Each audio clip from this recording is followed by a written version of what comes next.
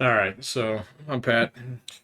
I'm Jeffrey. All Dog right. versus utility guys, go. All right. Well, this was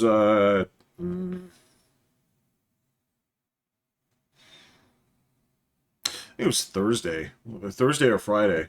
Um and uh so I heard stuff like back behind the house, right? My dog was barking at it, and I figured, because you have those green boxes out there. I figured that was They're on the other side of your fence, though, yeah. right? Yeah, okay. So I figured that she just like heard guys out there and like fucking around. So I heard her barking. I'm like, oh, okay, gotcha. Because I mean, she sees through the fence. She can see what's going on over there. Wants to say hi. Um, Now I also know that that's kind of irritating. If you're working out there and it's going to be an extended time, you don't want this dog barking at you the whole time. So, Yeah. tell her to come here, bring her inside, and put the little gate over it. Like, just stay inside for a while, dog. You'll be fine. Yeah. So I get back to work and I'm getting stuff done. It's around noon. Like, all right, well, this dog's been inside here for like 3 hours. I haven't heard, you know, at least I haven't been listening, but I've been working this whole time. So I'm like, what, let me let her outside again. So I go ahead and pull off the thing, and she is doing like frantic barking. Like, what the fuck's going on? So I pull over the little curtain for a second. I see dudes with orange vesties hanging out in my backyard. Oh, Right now, I had open access to them. yeah, when I got to her, man, her fur was just like standing up on edge. I'm like, glad one of you numbskulls didn't try to pet her. But so nobody informed me of a goddamn thing, right? Yeah. Not a thing. And so, I get dressed in like 2 seconds. I just jump into whatever's there and I put on shoes. I go outside and man, I am steaming hot. Yeah. Right. And, of course, I get it. Not everybody is quite so fluent, but, I see these dudes back here and they got shovels and they're doing all this shit. And I'm like, what are you doing? Yeah. And nobody really answers. And it's like, so it's like, who's in charge? Yeah. Which one of you in charge, right? And I see dudes looking at each other. There's a dude like this one. It's like, I'm gonna ask you again, who the fuck is in charge back here? And so the guy with the phone starts just like, I'm like, is it you? Is it you? We're talking right now. Is it you? It's like the rest of you guys get the fuck out of here, Yeah. right? Like we're gonna talk about this. We're not doing this in my backyard. Get the fuck out of it. It's like, who the fuck told you could be out here in my backyard anyway? It's like, did one of you motherfuckers clip the lock? Oh my gosh, dude, come on, man. Oh, fuck you. No, that's ridiculous. And so I'm like chasing him out. Like, man, there's just nothing. I'm like fucking, I'm ready to kill these guys, right? So, So why were they there? well, they're there from MetroNet. So is Metronet like, is that a city thing or is it? Yeah, Not okay, me. I don't know. Got me. But, yeah, so I fucking chased these guys out. And so another dude comes walking up the street. So he's the overseer is a white guy named Rob, skinny guy, Yeah.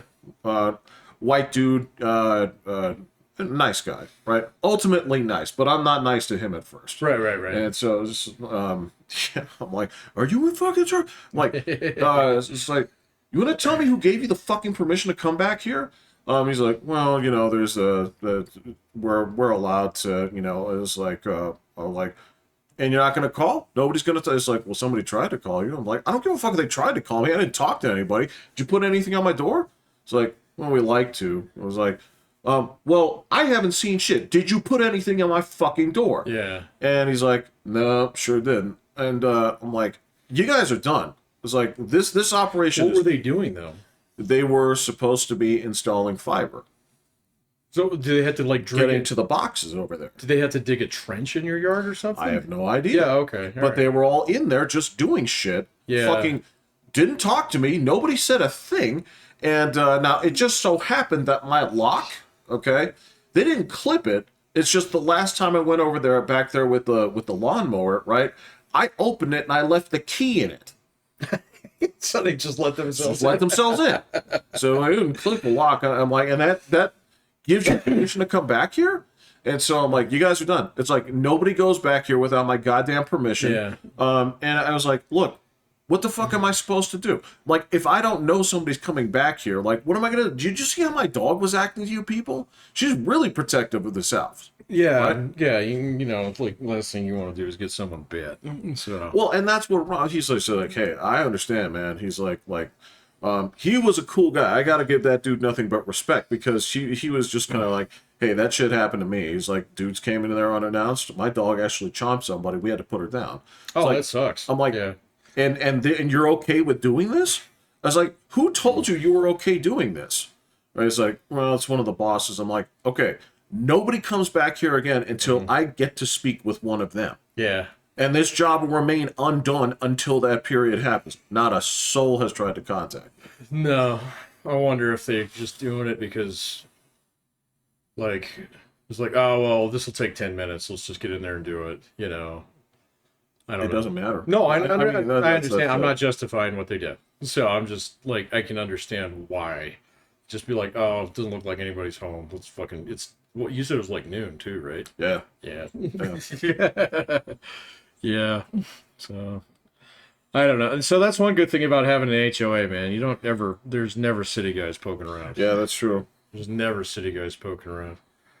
Like I remember when they swapped out my meter for an RFID one.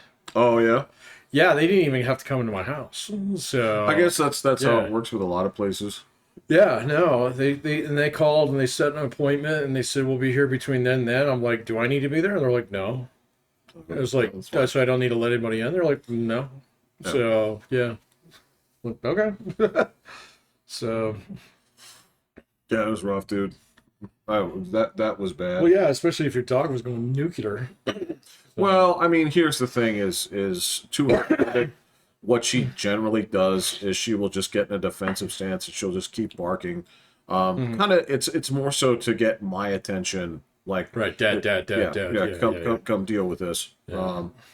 So it's just like, hey, it's like, all right, dog, go inside. Well, I'm sure, like, all right, did my job. It's like, you did, You did you your did, you You did, got a and you, cookie.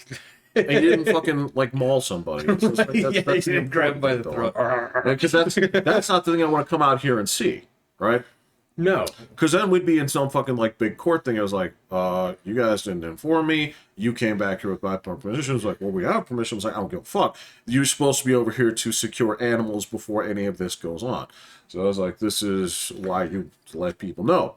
But that being said, it didn't happen. And she's not going to go that route. No. But either way, I'm like, I don't know how much right they would have to do that anyway. So supposedly city people have the right to go in there at their leisure. But that sounds like total bullshit. well, like I don't know. I mean, I know like since your house has that easement behind it. Right. Yeah, I don't know. I can lock that shit too. Huh? I can lock that shit too. What? On the sidewalk? You mean the The part between your fence Yeah, and the street. yeah.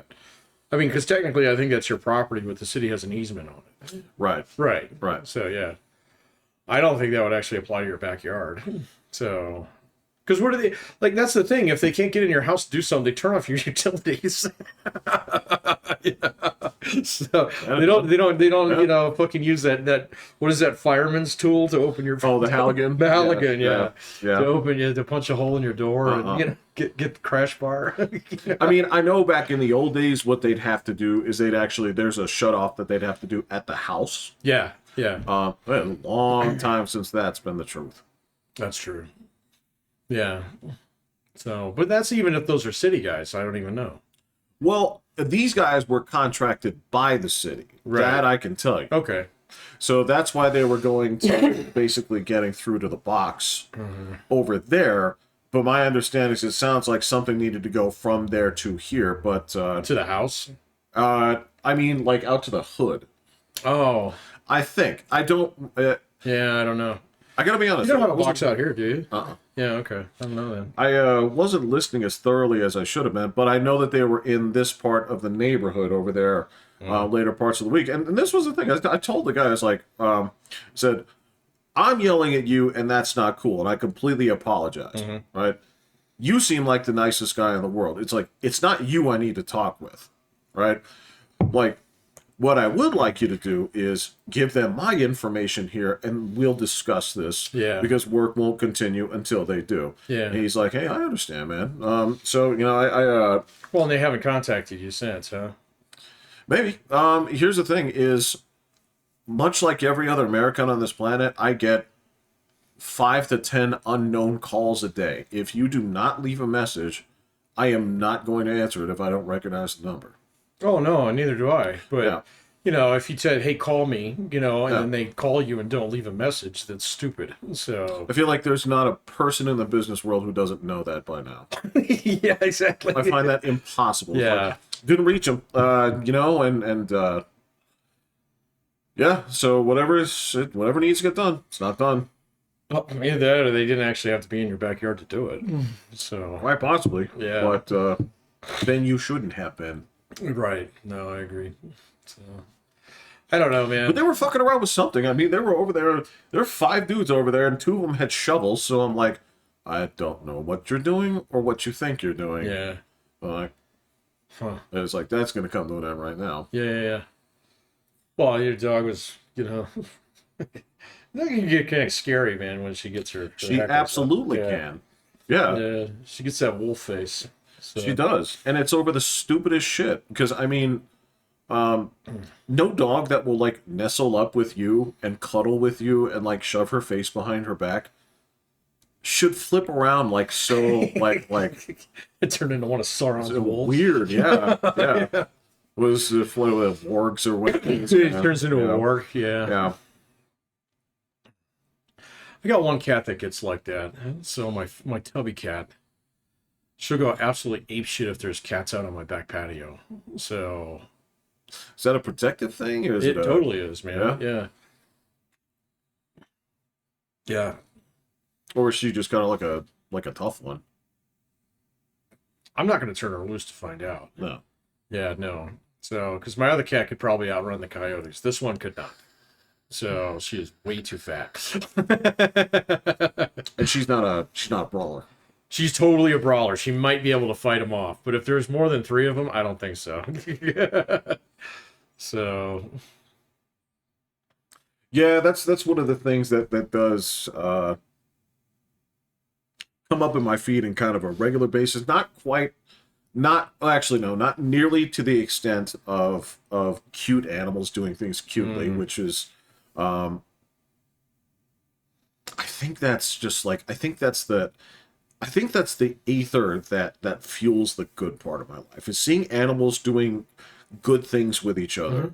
Like, but there's also the section that I have of smaller animals fighting back against bigger animals and winning. And that's always a highlight for me. It is, yeah. So like my thing, and I don't know how I got hooked on this, man, but it showed up on like my YouTube stuff. Yeah. Because I did actually resurface on Twitter the other day to yell at somebody. But I would love to know the occasion of why you came back to there.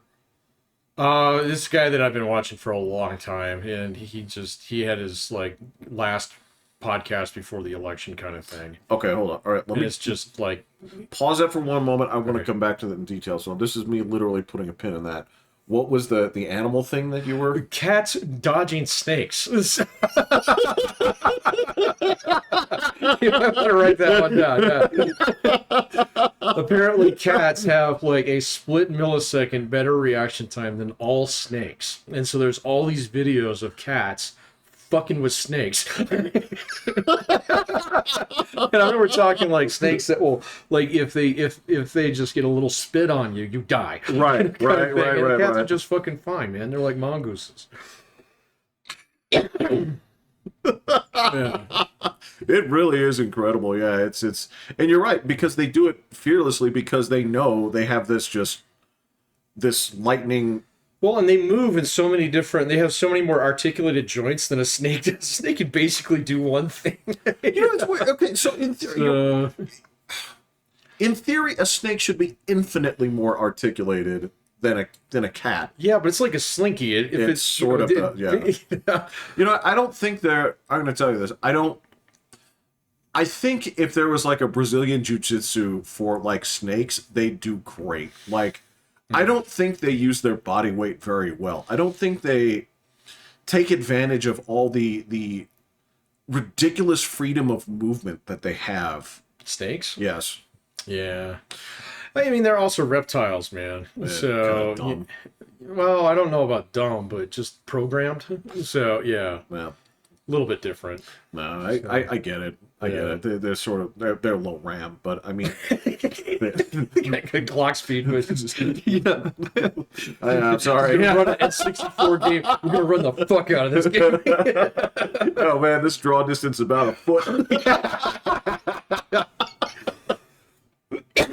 Yeah, But those are cool because you're right. It's just a perspective. You and I are not cut out for this. You've seen the fucking like snake handlers and shit. They go out there like fearless. You. oh fuck I'm no. like- It's like, Yeah. even like finding garter snakes like in my yard or anything, man. So even lizards kind of creep me out a little bit. I think they're awesome looking. I mean, they're just Yeah, reptiles are beautiful creatures, but I feel that they should be left alone. they just look dead. So they look like NPCs, man. Fair so enough. yeah, just in the eyes and things like that. And Yeah. so there's this girl, she's a bartender at the yacht club, and she collects lizards and stuff. And you know, they're like, oh, they're like cats and blah blah blah. And I was like, I don't see They're it. absolutely Yeah. not. They, No. Nope. They're not. They're not like cats. No, They're reptiles. They're right. not one of us. They're not. No. You're fooling yourself. I've seen people say this about like owning scorpions. I've seen people say this about. I have. Yeah. I've seen people say this about fish. It's like no, they're not. They're not. So I have seen quite a few like, you know, YouTube videos, not on fish, but like there's this one that I was watching for a while. Well, besides the squirrel one, we can talk about that. We can talk about the squirrel one. I mean, that was something I was like, what the fuck? But anyway, yeah. the internet is full of awful people. This week, man, there have been with the rush of everything that's going on. It's so fast I can't keep up, but that one Yes. kind of broke my heart, man. But anyway, what was I talking about? So There's a guy who likes podcast. octopus. There's a guy who has a pet octopus. Okay, they're pretty interesting. All right, so They are. now they're gross and slimy, but There's something about them that. The problem I have with the octopus is like. It's like rolling 18s on your character stat sheet for every attribute. Because if you look at the advantages that an octopus has over any other sea life, right. these things are like nature's most perfect. Yeah, but they're nowhere near the top of the food chain. Not even close. Yeah, No. yeah. And I think that has to do with. They may have souls, Patrick. They might. I don't know. They have goat's eyes, which is weird. So Do they really? They do. If you ever see their eyes and goat's eyes are almost identical. Because I feel like, just like if you watch the video about what natural carrots look like and then selective breed and makes them ones that we eat. Natural carrots are kind of purple. Well, they're purple, they're like this big. Yeah, they're tiny. Like, this is Yeah. food. And then, but I feel like if we did selective breeding with an octopus, we could make it nature's most destructive killing machine. Right. You just have to be like, 50 feet long. So, We can do that. I mean, we just have to find a big one, and then we.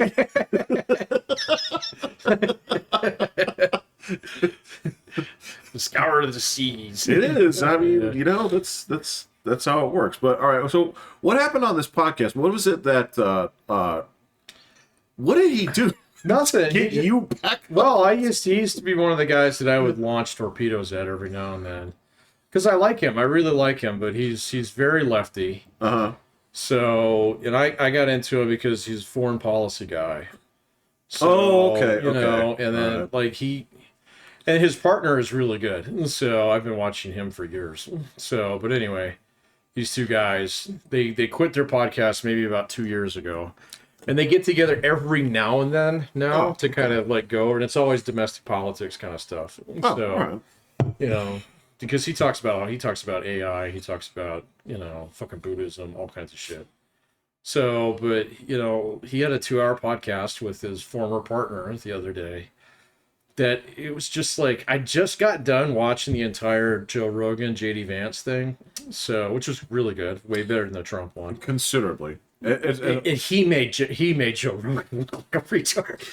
He does. Look, hey man, one of my tweets that got the most traction this week was I just said, like, I'm not gonna lie, the more I get to know this guy, the more I wish he was the candidate. Yeah, running. I totally. Yeah, me too. Yeah. So, but that's okay. He's younger than we are, so fine. Which is ridiculous. It is kind of weird. Yeah. It's kind of weird.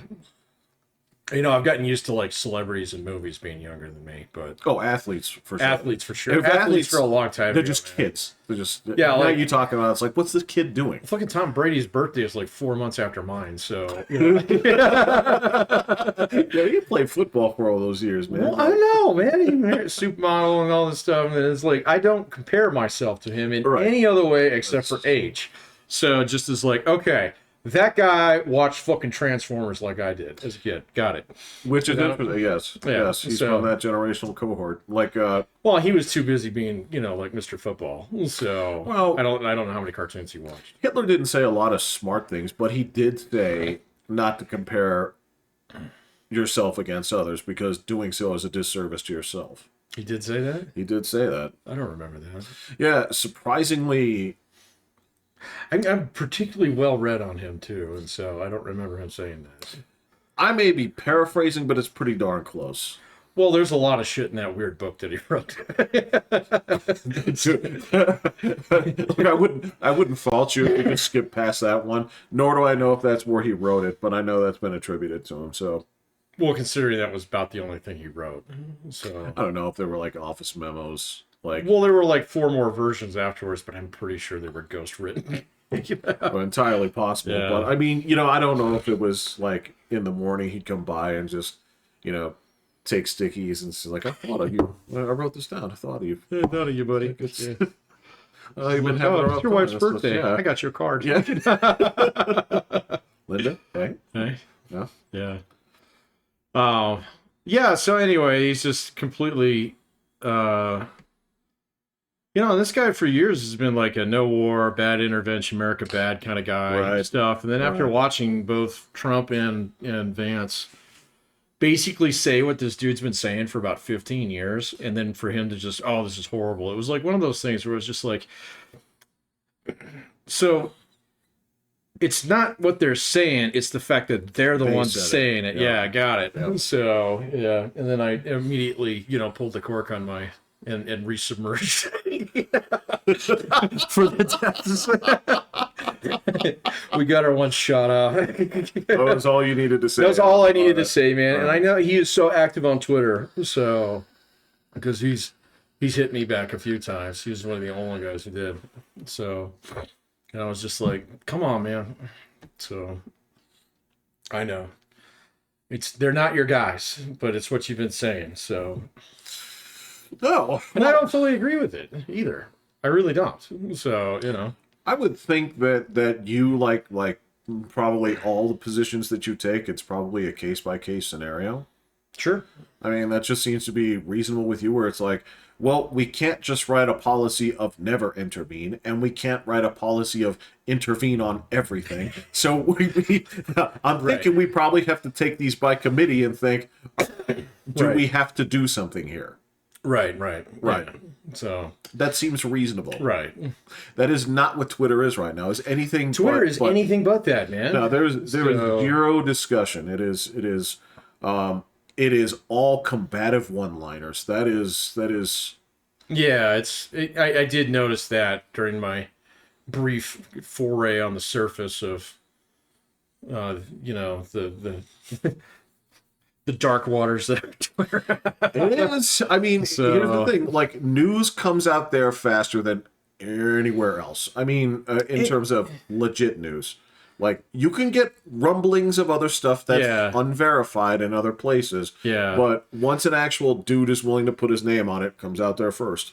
No, that's true. The only thing is like, since I basically ingest news on a weekly basis. You know, there are things that was like, well, this came out on Twitter. It was vetted by all these guys, and then it took about 2 days, and then this guy found out that it is complete bullshit, and then it just dies. And so, yeah, right. you know, Right. so it's like you're literally watching the sausage get made, and if it's Yes. a bad batch, you get to watch it get made as a bad batch, maybe partake in some of it, and then see other people get sick of it. Oh no, of course. Yeah, Yeah. I mean, when you sit there, look, and people lie about the sausage too. There's people. It's like, dude, you just saw a hard hat fall into there. You know that's not a good batch. Right, yeah. All right. This is Yeah.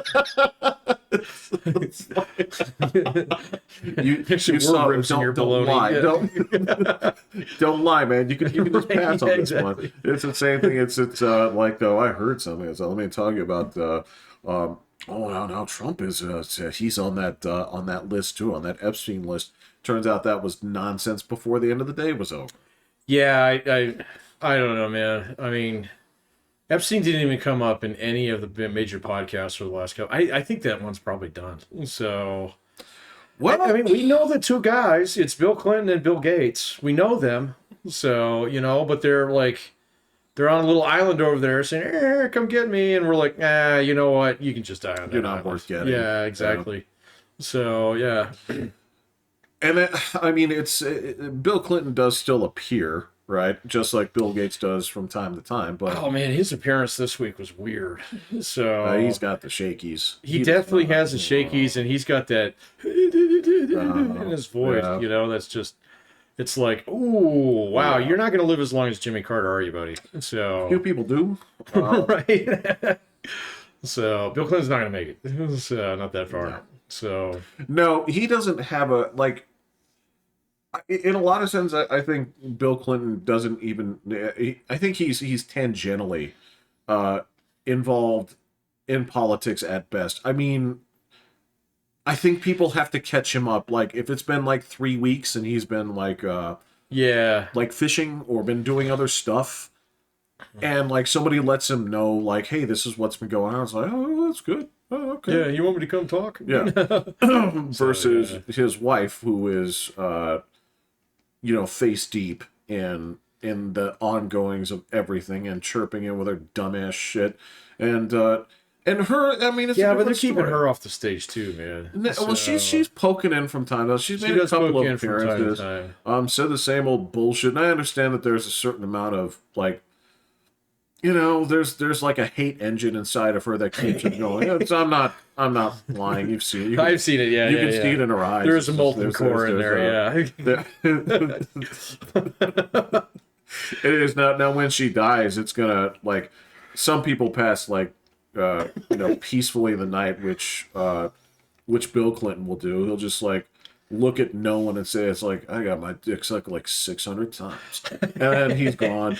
But Hillary Clinton will like literally explode on her death, like. And what will happen It's like is, Narab Saul, you know, it like spins. and the closest three adventurers will loot her corpse, and that's just how it's gonna go. TP.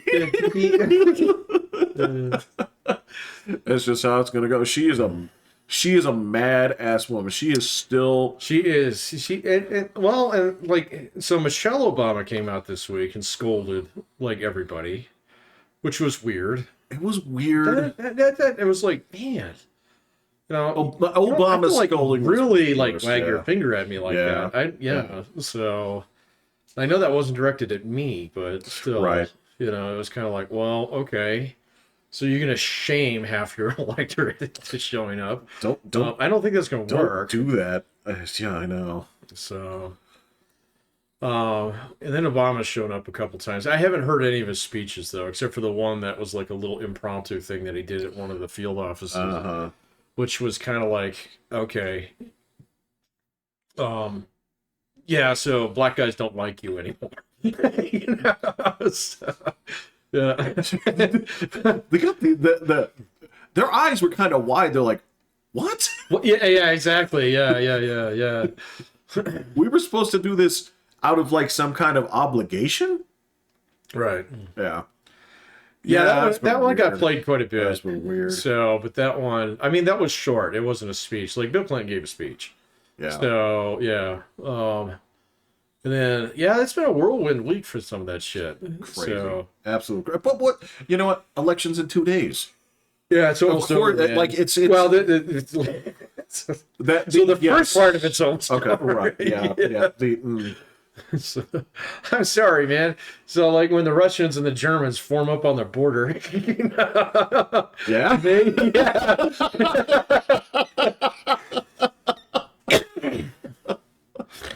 I don't think either party is going to come out of this looking good. I mean, when this is over, there's going to be so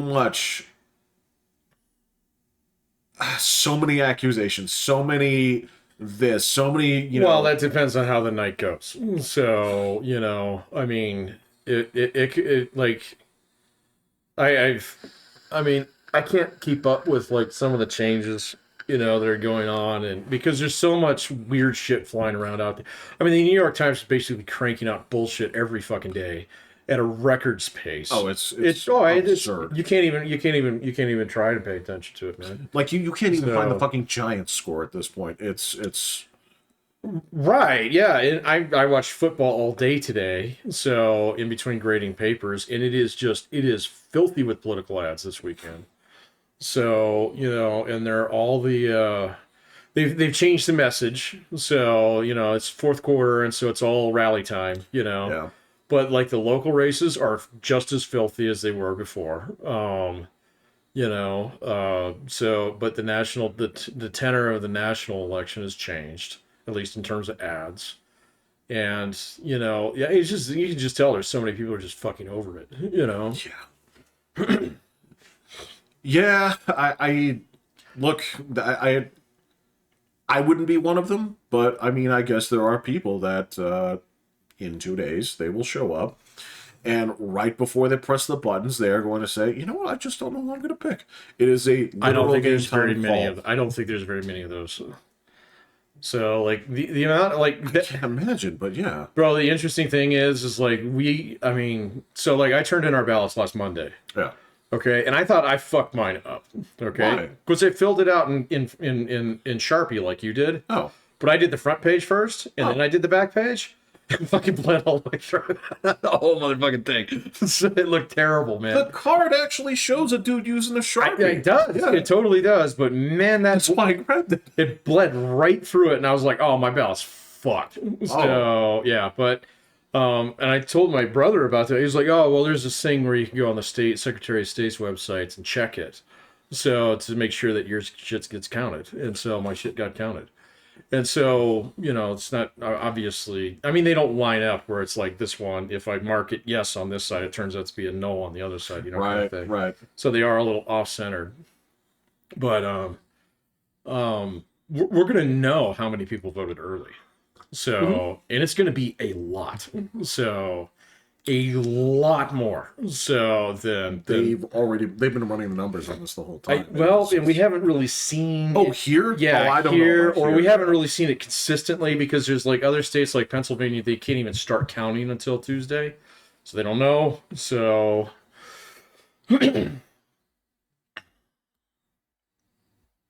It's a weird place. So, it is.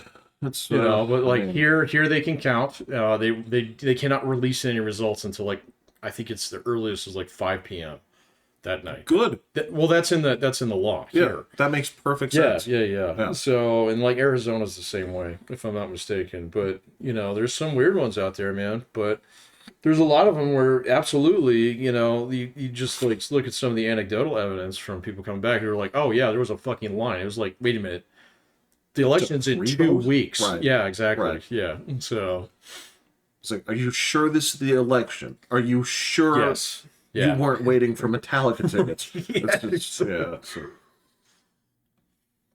Well, no, and I mean here in Colorado, man, there's so many fewer polling places than there used to be. So are there really? There's a couple dozen of them still in town. So, but they're not like in every fucking neighborhood like they used to be. So yeah, it's true. But there's drop boxes fucking everywhere. So, at every library there's a drop box. There's one at the theater over here. So, Yeah, that was pretty funny. The library was like, guys, we thought we made it clear. It's not clear enough. Ballots do not go in the book return. right. And books do not go in the ballot box. Right, yeah, books do not go in the ballot box. Yeah. Let alone flinging bags of dog shit. Yes. Dude, and that was a thing that goes back earlier in just the cycles when they were setting those things on fire. I'm like, Jesus Christ, man. Well, I mean, it's such an obvious thing to do, if you're going to do something like that, but you would do it on the day of the election. So, yeah, I don't know. But then you get caught, man, because there's going to be lines. Yeah. So I have no idea, man. It's just like weirdos. But the other thing is like here they got cameras on all the ballot boxes. So last time there was actually a guy there with a little camera. There wasn't a guy with the camera this time, but there's definitely, it says video surveillance, and you look up, there's a camera right there. And I was kind of disappointed because I wanted to see the guys there that were there last time. So we're in their kit. So putting in the ballots one at a time. One, a two. Yeah, it's kind of a trip. I mean, I do know, like, from what I've been watching, there are places, like, the monitoring is no joke. They're pretty serious about it here. Around here, especially in the places where there was suspected nonsense before, and there will be some, too. There are some places that somehow managed to pass ordinances or laws in the area that said, like, no, you can't be filming these, or you can't be... Where are these? Which ones are the hot spots we should be watching? Georgia was one of them. The whole state, or is it just a couple counties? I think it was a couple of counties. Yeah. But this is the place where they started, where they were recording fucking, like, U-Haul trucks coming up to these goddamn ballot boxes. I'm like... And dropping off ballots? Or picking them up? They said dropping off. Oh, okay. But I mean, again, this is the kind of stuff that how much of this is real? If it's real, it's going to come out on election day. If it's real, you'll know. We'll find it, and it should raise a stink. Well, and I think there's definitely a lot more. There's a lot more eyeballs on it, especially in some of those especially in some of those like really critical states. Maricopa County is under a fucking like microscope right now. Yeah, I was talking to my father-in-law though. He doesn't he's not worried about it. So he says they do their voting down there just like we do it here now. So, yeah, it's wacky. Although that being said, everything out of Arizona, it looks like they're trying to. There was some shit that came out just in the past couple of days about the previous election that was shady as shit. What, 2020? Or 2022? 2020, I believe. It took this long to come out to light. But again, well, they fucked that one up like almost immediately, with the audit and stuff like that. I mean, an election should be a really easy thing to audit. It really should be. And so you still have the ballots at that point in time. Right. All you have to do is random sample them and then go ask people, is like, hey, is this how you voted? Is this your signature? You'll find people who say no, if that's actually going on. Yeah. So pretty quickly. It's the one where it's like, maybe the voting machine ones, that one was kind of like, but I mean... That was weird, too. It was weird, but I mean, that went through the courts pretty thoroughly. I mean, to the point in time where, like, fucking Roger Ailes had to give up Fox News, so... I cannot believe that's how that played out. I mean, it's... I didn't tailgate that one close enough to really know what was going on with it. I mean, I know that the trials and the hearings were all public, so, but... Bro, I can't do this shit where... It's too much. Well, it's like, you're talking about a guy who did like 6 months in jail because he sent out tweets that were basically saying, last time around they were saying, who was this? This was some dude on Twitter that was, he claimed it was a joke, whatever. I don't know his intention. He said it was a joke, but this was the thing that was saying, like, basically like what Kimmel did, where it's like, Kamala voters vote on Thursday, right? I don't know anything about that. Well, so that's the thing is Kimmel made that joke. He said Trump voters voted on Thursday, right? Oh, I get it. Okay, Right. it's a joke. Go Right. ahead. Now, here's the thing. That dude that did it on Twitter spent 6 months in jail for it because that's something you can't do at elections. Okay. Kimmel? What state eminently was fine. it? Do you know? I wish I could tell you right offhand.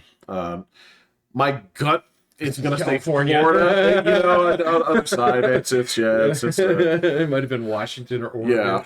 Yeah. But you're right. There's a sense of all right, we've got one day. I don't think anything explosive is going to come out tomorrow. You couldn't believe it anyway right now. I mean, even the Hunter Biden laptop was like a week or two before. Yeah. So so they've been trying the last couple days. I do like Ben Shapiro and his approach to this. I still think Tucker Carlson's a fucking turd, but at the same point in time, he's right about this whole thing where the New York Times try to, basically shake him down. So Yeah, sure. yeah, I still hate that motherfucker, but You're absolutely welcome to. I'll give him the props for actually saying, hey, no, you forgot the part where I told you to fuck off.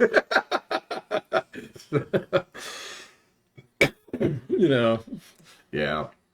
So anyway. Yeah, He's still the most punchable guy in American politics, man. So, God. Him? Yeah. As far as your commentators go? Yeah. As far as your commentators go. Okay, so I can't put him at number one in a world where Brian Stelter exists. I mean... Is he still on TV? Yeah, he's back on. Oh, is he back? Yeah. I know he got canned. I mean, this is the thing is, I could put them both top 5, but at that point you're saying most punchable. Bro, it's like selecting between my children. I'm like, I cannot look at one and say like, you know what, I'd have to punch him over you. No. Which one are you going to sacrifice to get the Infinity Stone? Can't do it. Yeah, I know. Yeah, can't do it. All right, man. I'm sorry, man. Well, I'll take Tucker. You can take Stelter. That's fine. I mean, Stelter's a good choice too because his eyebrows almost make like an arrow. Yeah. This like hit me right here, buddy. Yeah, and you see him, and then you find out that he's like younger than we are, if I recall. He is, and you're like, this is just like poor genetics and weak nutrition. Like you should not be looking like this at this age. Maybe. So, I'd like to see a picture of his dad. So. Yeah, I don't need to see his father. I'm familiar with his work. There's a couple other dudes out there who I think again rounding out the top 5, like Chuck Todd is in there. I hate Chuck Todd. Yup. He's up there. He's been around forever, man. He is so useless too. So, well, I mean, I'm not going to be watching MSNBC on Tuesday night. Why torture yourself? I mean, this is well, I mean, I kind of... So, like, in 2016, I did watch MSNBC because it had Chris Matthews on it. So... Jesus Christ, we're going to lose. I think he's going to do this. I think he's going to do... Yeah, that was great, man. So, and then he got fired, So, he got me too. Well, in that top 5, yes, like, Chunk Uyghur is going to be on that list. Jank. Yeah. Yeah. I don't think I'd hit him, man. I don't think he'd get your fist back. So. Yeah. Bones are coming out.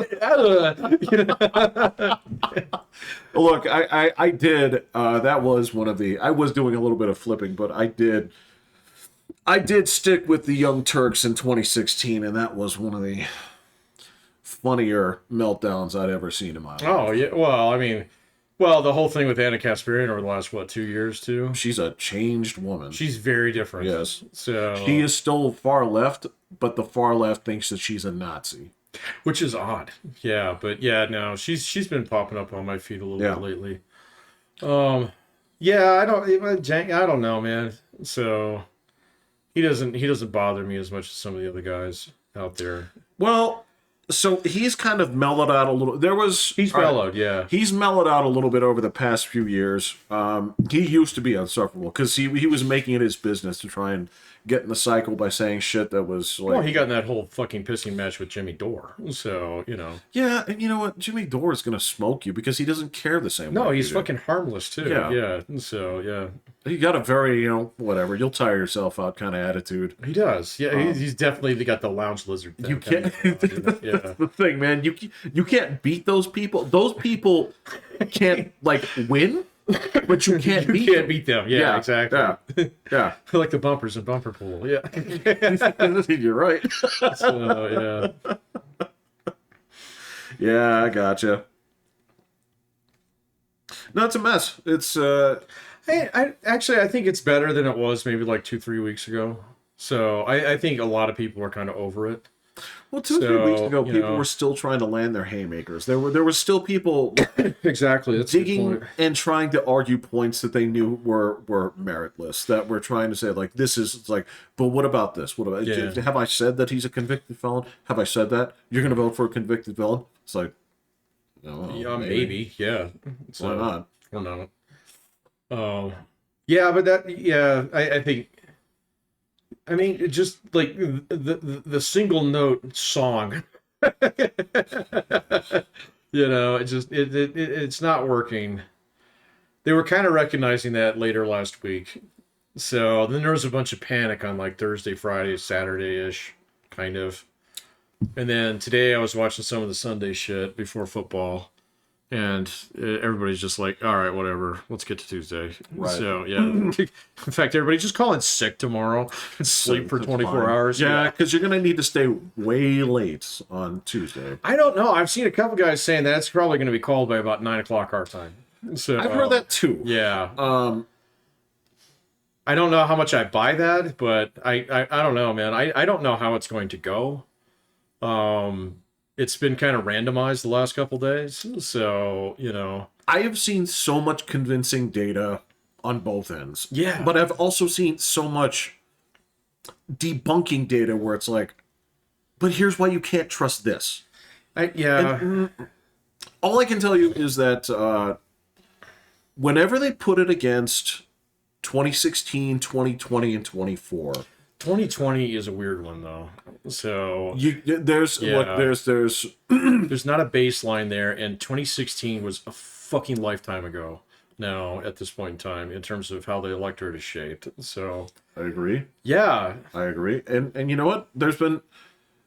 Here's the thing. You and I have talked about this. We are in the middle of the alignment shift. We are looking at we've talked about it for a long time. The untenable parts of the platforms where it's realigning as we speak, right? People have left, people have joined. Yes. I mean, what do you want? You have Cheneys with Democrats. I'm like, that's so weird. It is so weird, man.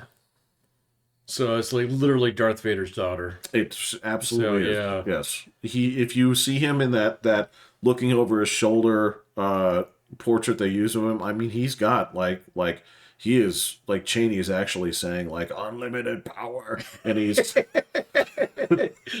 am the Senate. Man, I thought you were gonna pick up on that like right away when I said that, but I kind of did. Oh, okay, yeah. All right.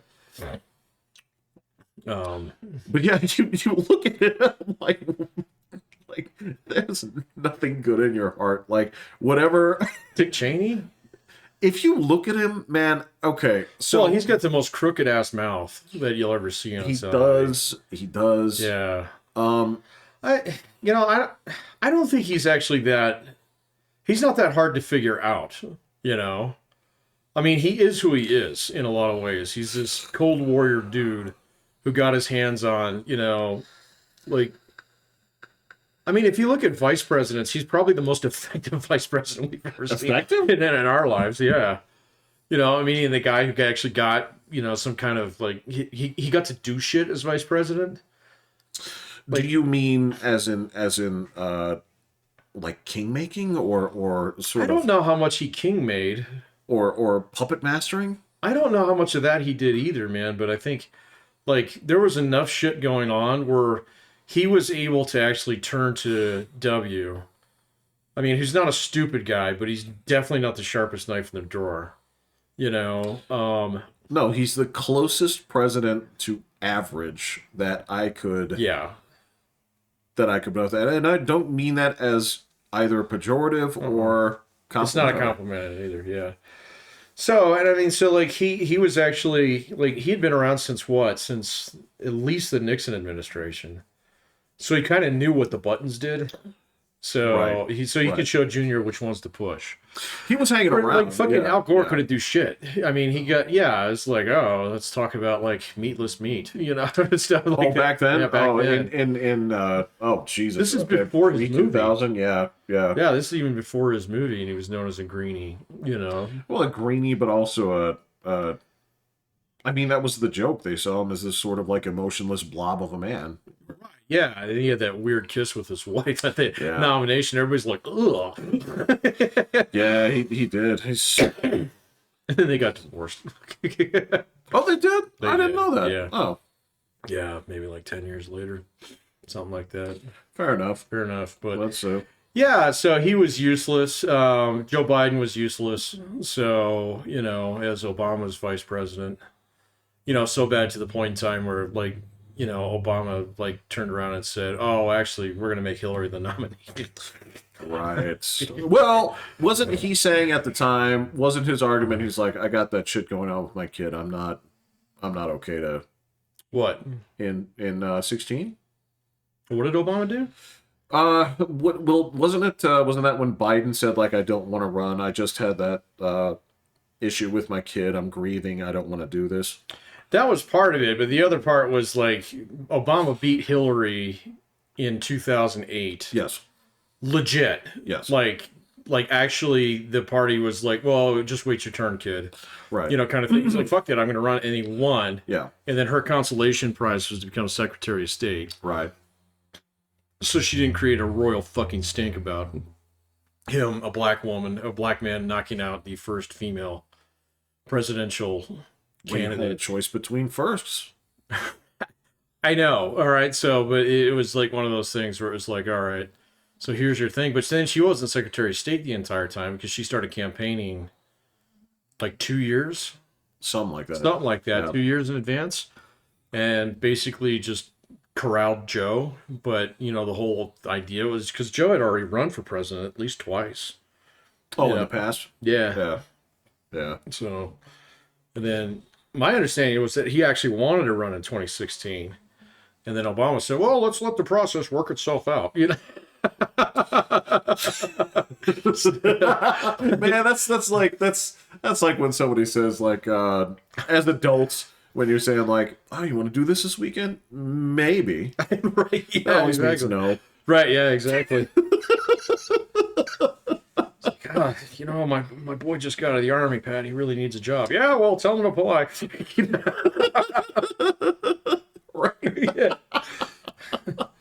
I'll be sure to like put a little note. Well, as soon as you start saying it's like, well, I'm not the final word on these things. It's Right, like, yeah, oh, exactly. okay, Well, there's that's a no. you Okay. know, everybody's got to go through the front door. Right, Yeah. right. So, yeah, I don't know, man. That'll be an issue. Joe Biden's like autobiography someday is going to be kind of interesting, depending on who writes it. So, I think it'll be really interesting to see what happens after, depending on how Tuesday night goes.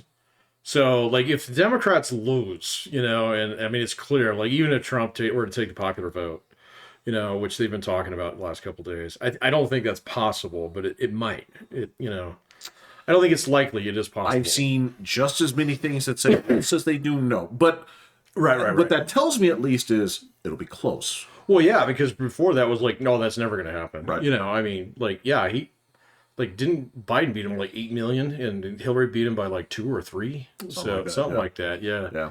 And so, I mean, it's close, but if it actually flips around, it'll be pretty definitive. And the Democrats are going to have to figure out what kind of party they're going to be because they'll start fighting each other right away. Yeah, dude, the feasting is already happening. Well, now they're doing the thing with that thing that you use to sharpen the knife.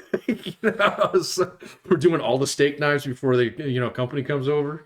So because it's they're like, You know, because you got your corporate, you know, Rahm Emanuel kind of guys who are eyeballing, you know, these Palestinian dudes, who are eyeballing these greenies, who are eyeballing, you know, you know, the Bernie people, who are eyeballing Biden, who are eyeballing Harris. You know, I mean, it's just going to be an absolute freaking brawl. So this is, And the media, you already see the oh media yeah. starting to do it in some respects. You know, there's like CNN is like actually sailing in a different direction now. Even it's got Brian Stelter still there, okay, but he's kind of like just a guy. screaming. He's like, Yeah, hey, he's just, hey, yeah, yeah. you know, but the actual ship is going in a different direction. Yeah, Well, okay, so the one of the funniest things about this, well, this is one of the things about the media that I've laughed at here through this whole cycle, right? Because when it comes down to it,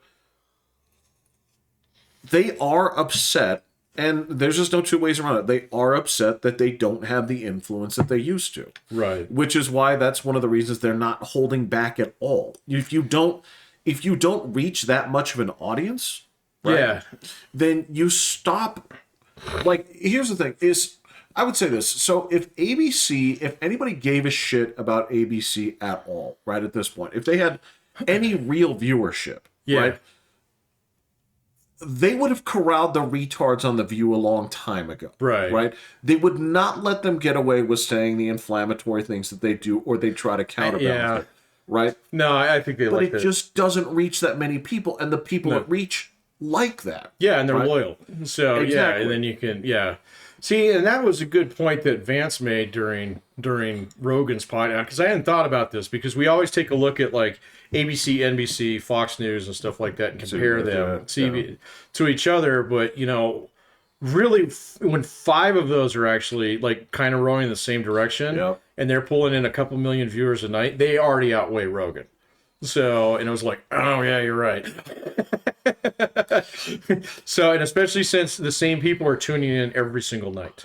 Okay, you know, so Right. they do that, and they watch you know the NBC News, and then they watch The Price is Right, or I mean, you know, like, well, whatever the new Wheel of Fortune is, because I guess Pat Sajak retired. So, but anyway, Yeah, I mean, it's still Wheel of Fortune, but I don't know who's hosting it. know. So, Probably fucking Wayne Brady or something. I don't know. They always yeah, it's something like Wayne that. Brady.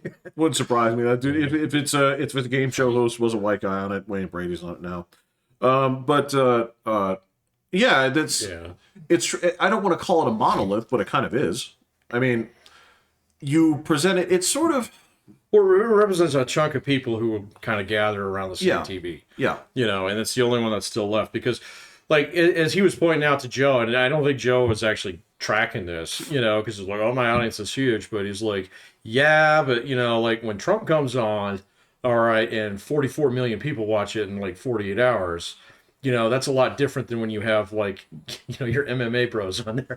You know? Right. So, and personally, like nine out of 10 of the comedians that he brings on, if I just see their name in the thing, I'm like, no, I don't need to watch that one. right. Yeah. Right. So, you know, there was a good point that was just like sailed right over Joe's head. So, But this thing, you wouldn't listen to Rogan monologue for 3 hours. oh Lord, no. So, It's yeah. It's dude, I barely made it through his fucking last comedy special. So, look. I'm gonna tell you. I don't ever think that he was that gifted a comedian. I think that he's not bad, but he's not bad. Yeah. I mean, he's the thing about Rogan. This goes from like the shows that I watched him on and his stand-up specials. Like he, what he does know is that he does know basically the fundamentals, Yeah. right? If you were to sit down and break it down with him and say like, all right, so let's talk the insider talk about comedy, the rules. oh yeah, no, he's quite develop good all at this. that. Yeah. Like yeah, he's absolutely the fundamentals. But when it comes down to it, like I just don't find myself like laughing at his jokes all that much, and I'm like, you know what? That's fine. It doesn't have to click for me. I can say in the same way. It's like, all right, that's a fine painting, but it doesn't do anything for me. Right. Yeah. Right. Yeah. It's a good thing that your people are like in the distance. You know. Sure. Yeah. No. Well, no. Even if you do it technically right, everything there, it's done. It's just like, yeah, it's cool, but it's just not for me. It's not that style. Whatever it is that your angle is, it's just not clicking for me. And there's part of it for me that's just kind of, a lot of his comedy just comes across as just like talking. It's in the same is, way yeah. that look, I understand it's heresy, and I'll take that for it, but in a lot of ways, like that's the house that George Carlin built, and if you look back on it, it's just like It's not the same. it's not funny. Yeah. I mean, it's like you did it, so his shtick. I mean, this is the thing that he would do is he would rant for a little bit, get people, sort of like fired up on that, then drop a joke in there, Yeah. right? So it would make the joke sound funnier because he had the people already on his side. Right. But if you look at it from a comedy standpoint, you're like, I laughed like 4 times in an hour. Right. And Yeah, no, Joe Rogan's the same way. Yeah. So yeah, and so if he's got those guys on there, I don't really pay attention to it too much. So, and I'm not picking on him because he does so much better in the interview chair. Than than Elon Musk for sure. I think it's painful, man. there is just something to like. I can tell. All right, so this is just another personal like grief of mine, and I'm just gonna air it right now. There is way too much. There are way too many people out there who say that Elon Musk is like, oh, he's not the reason any of these businesses succeeded. He's not the. I'm like, you guys are so fucking stupid. Yeah. It's ridiculous. It's like, No, man. I mean, it's embarrassing how full of themselves they get when they say this shit. well, it's jealousy, and then a lot of it is just not understanding exactly what he brings to the table. So, as an entrepreneur, I mean, when's the last time you saw a Tesla ad? Exactly, it's a trick Right. question. I've never seen one. So, Right. he competes on a completely different plane. So, by making a car that's cool. So, and he kind of like fundamentally understands that. Some of his other companies aren't as successful. Like the Boring Company is a bust. So, I don't even understand what the purpose of that is at this point. I kind of wanted the flamethrower. I knew a guy who had one, so fair enough, but I mean that was the whole purpose of this was to drill underground and right. But I mean, there's certain things you just can't make them sexy, So, and so okay, there you go. SpaceX is interesting. So Starlink is really interesting.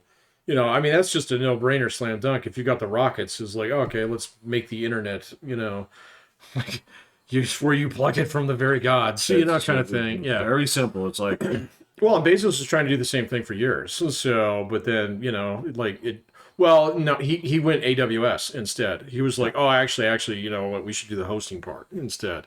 Well, and they fucking dominate that. So, they do. yeah. They do. That's their thing. That's their and they're perfectly willing to lose money on other enterprises when it comes Yes. down to like any other business would look at like you spent how much on this Lord of the Rings shit that nobody likes. It's like, Oh, that's just one of his kids wanted to do that. yeah, no, in no other business would people be like, no, 5 years, just keep pumping. Doesn't matter. Just wait It doesn't till matter. Musk's kids get older. They're gonna do some weird shit like that too. So Yeah. Well, Right. when they decide to start showing their faces and which might happen, might not happen. You never know. I mean, claiming as heir to the Khan's empire and see, that's the thing that I do worry about him, man. So like, there's a non-zero chance with any given passing day that he will, like fucking OD on Adderall or something. At which point in time, his companies are fucked. So Yes. Bezos could get drowned by his hot Mexican girlfriend in his hot tub tomorrow. Right. AWS and Amazon be fine. No, at that point, I In think, fact, they might actually go up. dude, this is Amazon's business at this point are like a fucking episode of Undercover Boss, where it's like, Yeah. where it's planted because in the same way that some dude that owns like 60 condo units, right? The cleaning lady isn't like, oh, I know exactly who that is, right? When he comes in a wig. Yeah. Those people at AWS, they would have no idea Yeah. that that's Jeff Bezos in just Yeah. showing his Yeah, regular yeah, face. It's yeah. like, who's that guy with the fucked up eye? It's like, Yeah. that's our he owns everything. He owns. Well, I don't. He doesn't anymore. No, So he's yeah, sort of, yeah. he's kind of. Yeah, well, he does advisory stuff, and then but that business is basically. I mean, that's really the mark of somebody who's really good at actually building organizations. Like Henry Ford did that, and basically was able to pass the entire company on to his son, Oh, who that's was true, yeah. kind of dumb, and it still went just fine. In fact, it's still the largest car manufacturer in America by leaps and bounds. Kind of surprising, isn't it?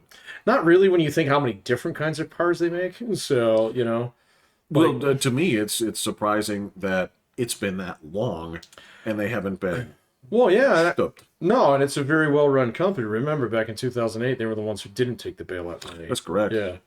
So, but you know, like the thing about it is like I don't worry about Amazon being there if something happens to Jeff Bezos. Elon Musk is different, man. Elon Musk, something happens to him, fucking Mars is done. So for another 25, 30 years. I've been reading on that lately. I don't know, like, there are some people out there who are like, actually, this is all smoke and mirrors, man. So, because, like, if you were actually put somebody on Mars, they would basically start to, like, decompose. Like, almost immediately, like to the point in time where they'll never be able to come back to Earth. So, because if they came back here, like, literally, your bones would shatter. So, and it's like, huh. Well, I mean, here's the thing: we already have that. So that's space, Right.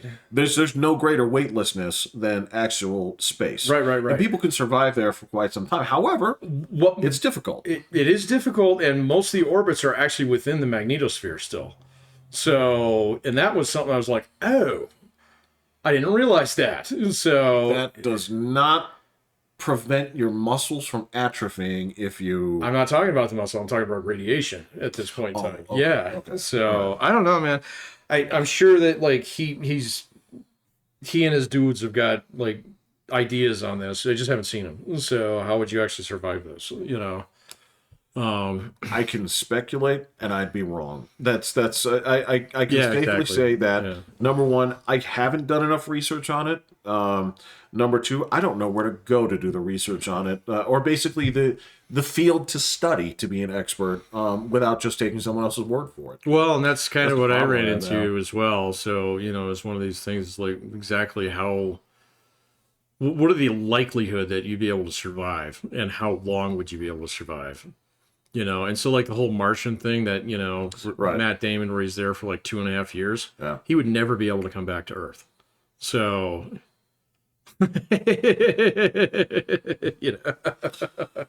so it was like, oh, it's kind of like the dinosaur books where they say, oh, wait, they do have feathers. And then after a while, I was like, yeah, maybe they didn't. Actually, So, Brother, here's the thing: is I don't know. yeah, I don't know either. I do. This is a weird thing. I'm not.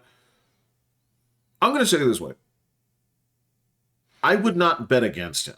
No, I wouldn't either. I just wouldn't. I'm just curious as to what he has in mind for that, because it might be a one-way ticket permanently. Meaning that if that's the way that it goes, and it's like, okay, so you have dudes on Mars, and off you go, Right. man. You're never Right. coming back. So kind of thing. Like, oh man, yeah. So anyway, that's a different topic. What? So you see the North Koreans that got sent to the Ukraine by the Russians. Yeah, They will never be allowed back inside North Korea. They will all die. So that doesn't surprise me. yeah, because if you like go back, in Ukraine where people actually own cars. Right. Right.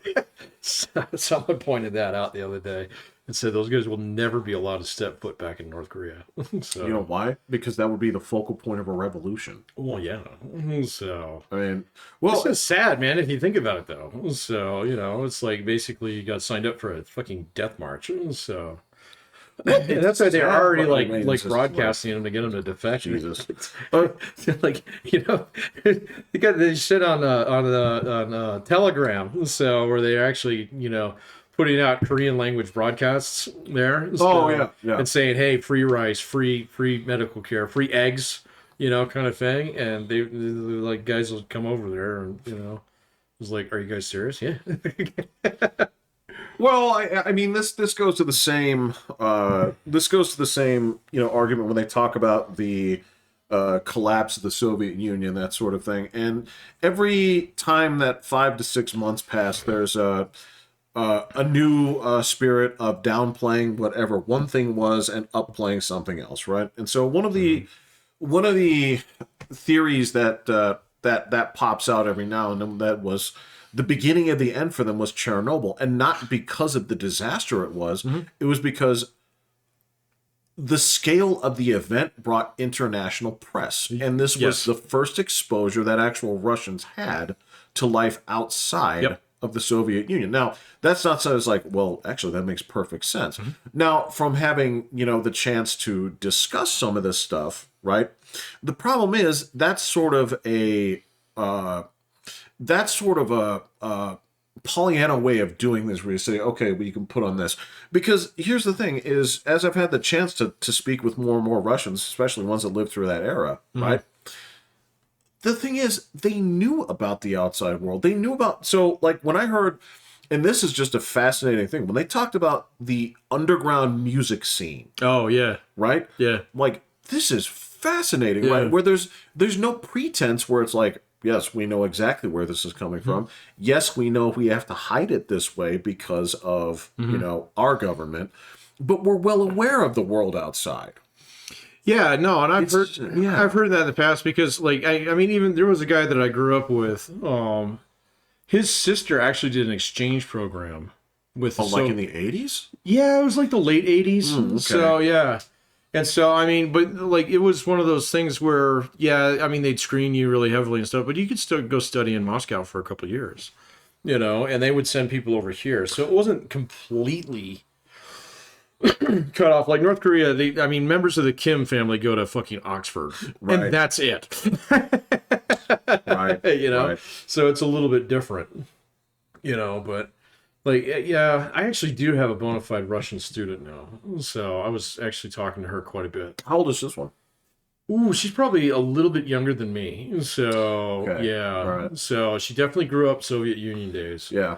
So, and yeah, but she's been in the United States, I think she was telling me, like 15 years now. So, yeah. And, she said she never got back to Russia. Yes. Now or then? Like, period. Okay. So, yeah, I didn't pry, but she was like, no, I'd never leave America and go back to Russia. So, I guess I should pry a little bit. So, well, if she'll allow. Yeah, I mean, she might. If you approach it diplomatically. But, yeah, I mean, so... My first bona fide Russian student, though. So, one of the amazing things I find about these Russians in this story was, again, I've made it patently clear. I hate communism. I can't backpedal on this. I've really dug a line in the sand. But finding out how basically, like, if you were in the good class, life was good. Yeah. It is so Yep. just antithetical to communism, and it certainly does not lend any credence to this. Like, well, I didn't do communism, right? It's like, nobody can. It'll never happen. No, it can't enforcing those rules. No, you cannot do it without totalitarian control, and you find yourself here in the same place again. But yeah, and like it's see, the thing is that it's backwards. So it's completely backwards. Like if you have someone in the United States who's C-suite Fortune 500 company, that dude's working 85 to 90 hours a week. Yeah, and most people don't realize that. I mean, yeah, you get the sweet life, you get the boat, you get the private island and stuff like that. You get to use it 2 weeks a year. You're not spending every fucking afternoon down there, So, and the thing is like, I've only known a few guys who like did this sprint, made money, and then just said, I'm good, I'm out. The thing is like, once you get used to like operating at that level, you can't stop, man. So, something has to happen. You have to have a heart attack, or your kids have to say, Daddy, we need you at home more, or something. Something has to happen, because most of the time people will just be like, well, wait a minute, I run one company. What I wonder if I could run 2. Yes. Sometimes it's like, I wonder if I could sell this one and do it again. Exactly. Well, so it's funny that you mention this, Patrick, because this is specifically what I've been writing about for the past month. What, entrepreneurship? Well, the exact kind of problems that you're talking about. Now, granted, not exclusively, but there's a lot of that comes down to this. And I don't think it's a problem. I think it's what makes the shit work. well, so here's the thing: is it's not necessarily a problem, but it is a double-edged sword. Sure. Let me put it that way, right? Because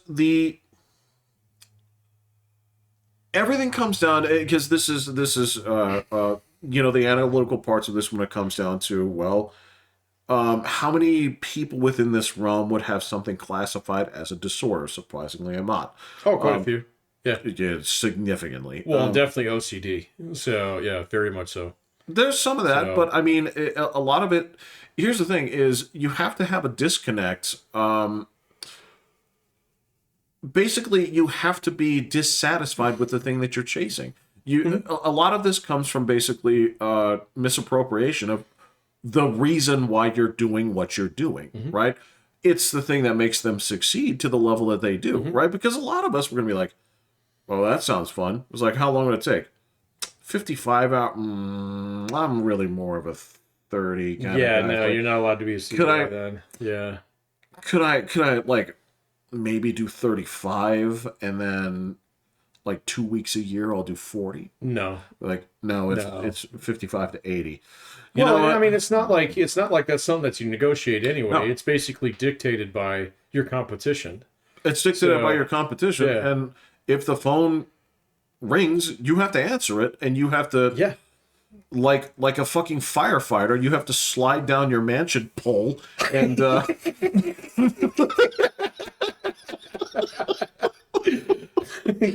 can dry yourself off from the money vault. No, it's true, and like if they say like emergency meeting in 2 hours, it's an emergency. You will attend it, man. No, I'm very upfront with my students about that. It's like there's a reason why I never went fully corporate. It's because like the first guy that I got to know who actually was fully corporate loved his job, slept in fucking PJs with choo-choo trains on them.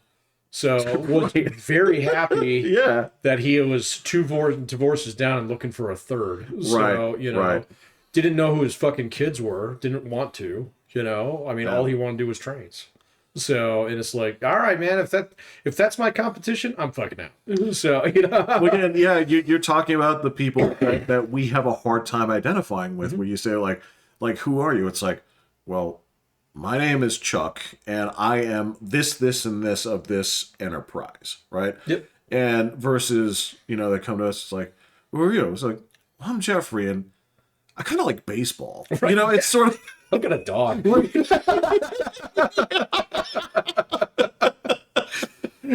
Yeah, no, man. I mean, I just had this lecture the other day. Did you? Yeah. Okay, so we were talking about like commitments and work-life balance, which doesn't exist once you actually hit a certain level of professionalism. This is what I wrote. That's an oxymoron. It actually doesn't exist. It never means work-life balance. No. So, because you never trade life for more work.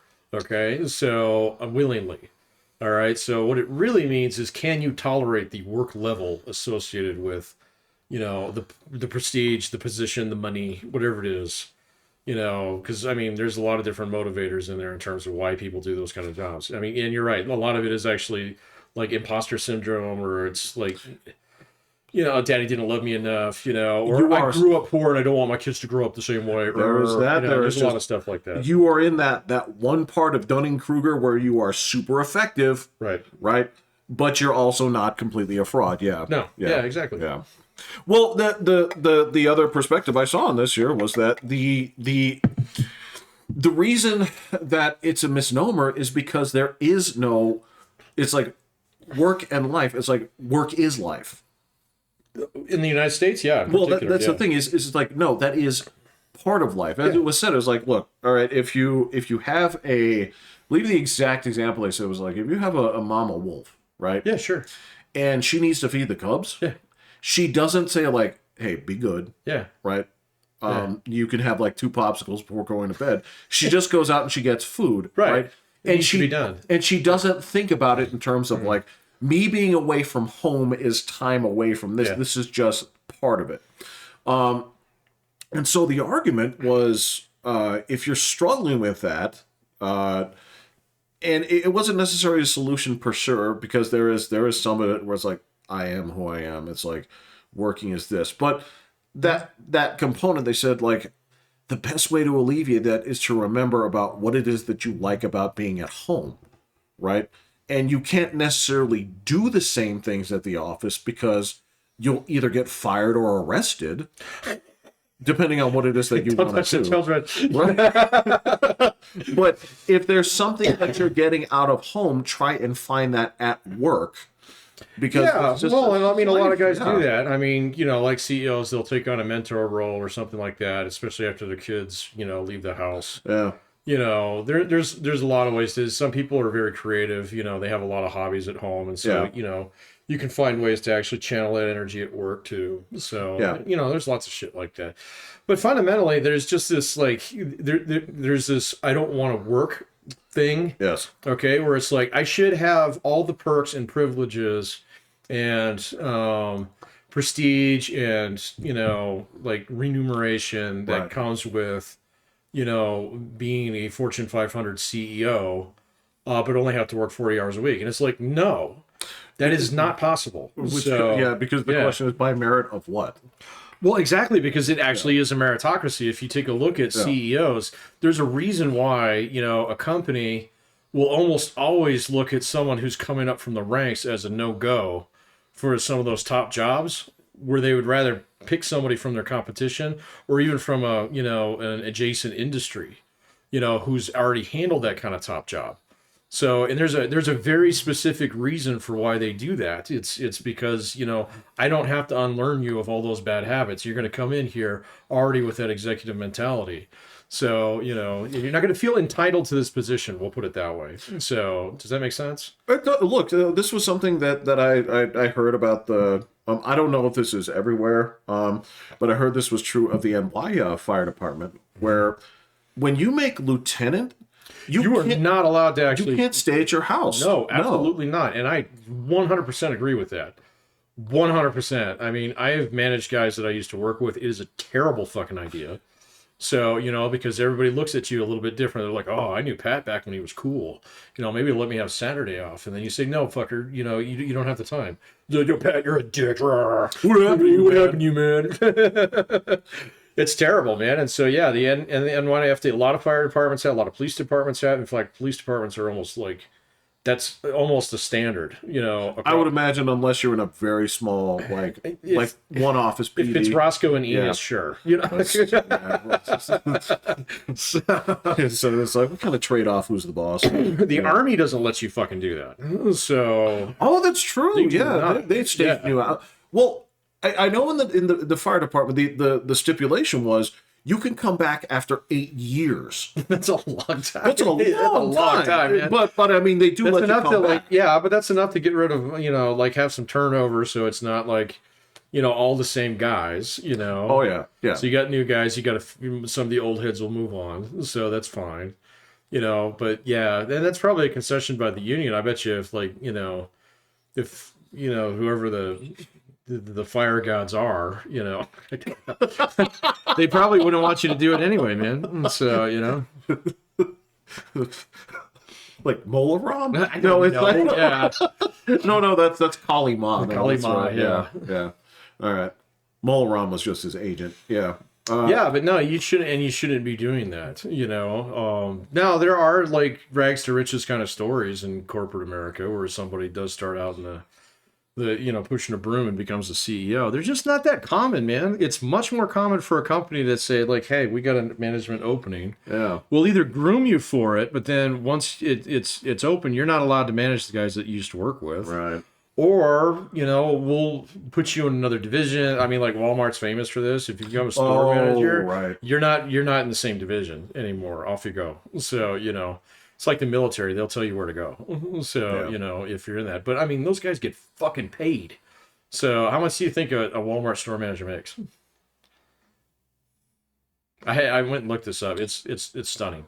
Is this okay? So is this like average across Their salary. Oh, their salary. Their salary. And is it the same salary across states? No. Or is this just an average? Yeah, just kind of an average. 100,000. It's like 450,000. Store manager. Store manager. So, but think about how many people. If you got a store, you got a couple hundred employees. I was going to ask you. Okay, so you got millions and millions and millions of dollars of inventory. How many layers of management are in a single store? Probably like 4 tops. So they're pretty flat. So you have like shift or area supervisors, then you have like, assistant store managers, then you have a store manager. So, there's not going to be that much. And then you have like support staff and things like that. You have your payroll people and shit. Okay, yeah, So, yeah. But those guys are like the inspector general. They do their own thing. Right, yeah. But they still have to be managed. Yeah. So, So it was a lot more than I thought it was. Does Walmart also have like regionals? Oh, yeah. Regionals? Oh, Okay. yeah. So those guys got to be. Oh, they got to be, north of 500. So that actually, they probably don't make that much more salary. They probably get bonused up the ass every single year. Okay. I don't know. So, but yeah, I had to go look that up because I had a student the other day who was talking about how he became a store manager in a Home Depot, and he was making $250,000 a year. And I was like, wait, what? That's good shit. Well, if you think about it, like a town like this, we got what, like maybe 4 or 5 Home Depots. Yeah. That's not very many, and so, yeah, and they do a lot of business. So you want, someone who's, this is one of those things you don't think about, like retail as being this place where in management you can make a shitload of money, but you can. So, because it is actually a lot of responsibility. Now, do you think you're entitled to a 40-hour work week if they're going to pay you that much? Entitled? Absolutely not. When that phone rings, you better be in your truck before you hang up. Fucking you're right. Because I would say this, like, I feel like a lot of things could go wrong under a store manager's A lot of things. employ. Basically, like their field of responsibility. I feel like there's a lot of room for things to go wrong. Yeah, there is. Bad hires. I feel like you'd spend harassment, so much of that. customer complaints. Yeah. Missing inventory. What do they call it? Stop loss? So all kinds of stuff. Oh yeah. I feel like you'd spend. I don't know, man. I feel like you spend like 7 out of 8 hours a day if you have an 8-hour day. I feel like 7 hours are on the phone. I don't know, man. I feel like it would be. I feel like you'd be constantly on the phone with like distribution and like the home office and like. I feel like You're probably doing a lot of interviews. probably doing a lot of interviews, Yeah. and I'm guessing like not just okay. So yeah, you're tons of interviews. Yeah, that's a good point. I was just thinking that like a lot of that would be like just fixing up things like where is this going to be? Probably. Because I feel like that falls on your shoulders. New shit coming in. How do we plan out like when we're gonna roll out the Christmas shit? And stuff like, there's it's a big job, man. And it's right over there, but it's one that you drive by every single day, and you don't think that that's actually a really good job, in terms of pay, in terms of like upward mobility. That's true, because there's still a lot of slots, in the upper side of that too. Oh, for sure, you yeah. to You move could to, go but regional. You could go to another store. You could go to a bigger store. eventually you get to Home Depot like super management. Right, corporate, yeah. Yeah. So no, and that's the point, man. Is like some of those jobs they pay a lot of money, and so but then you see a lot of people who do have kind of that entitlement mentality that there's some bright line between me and work. If you ask any doctor.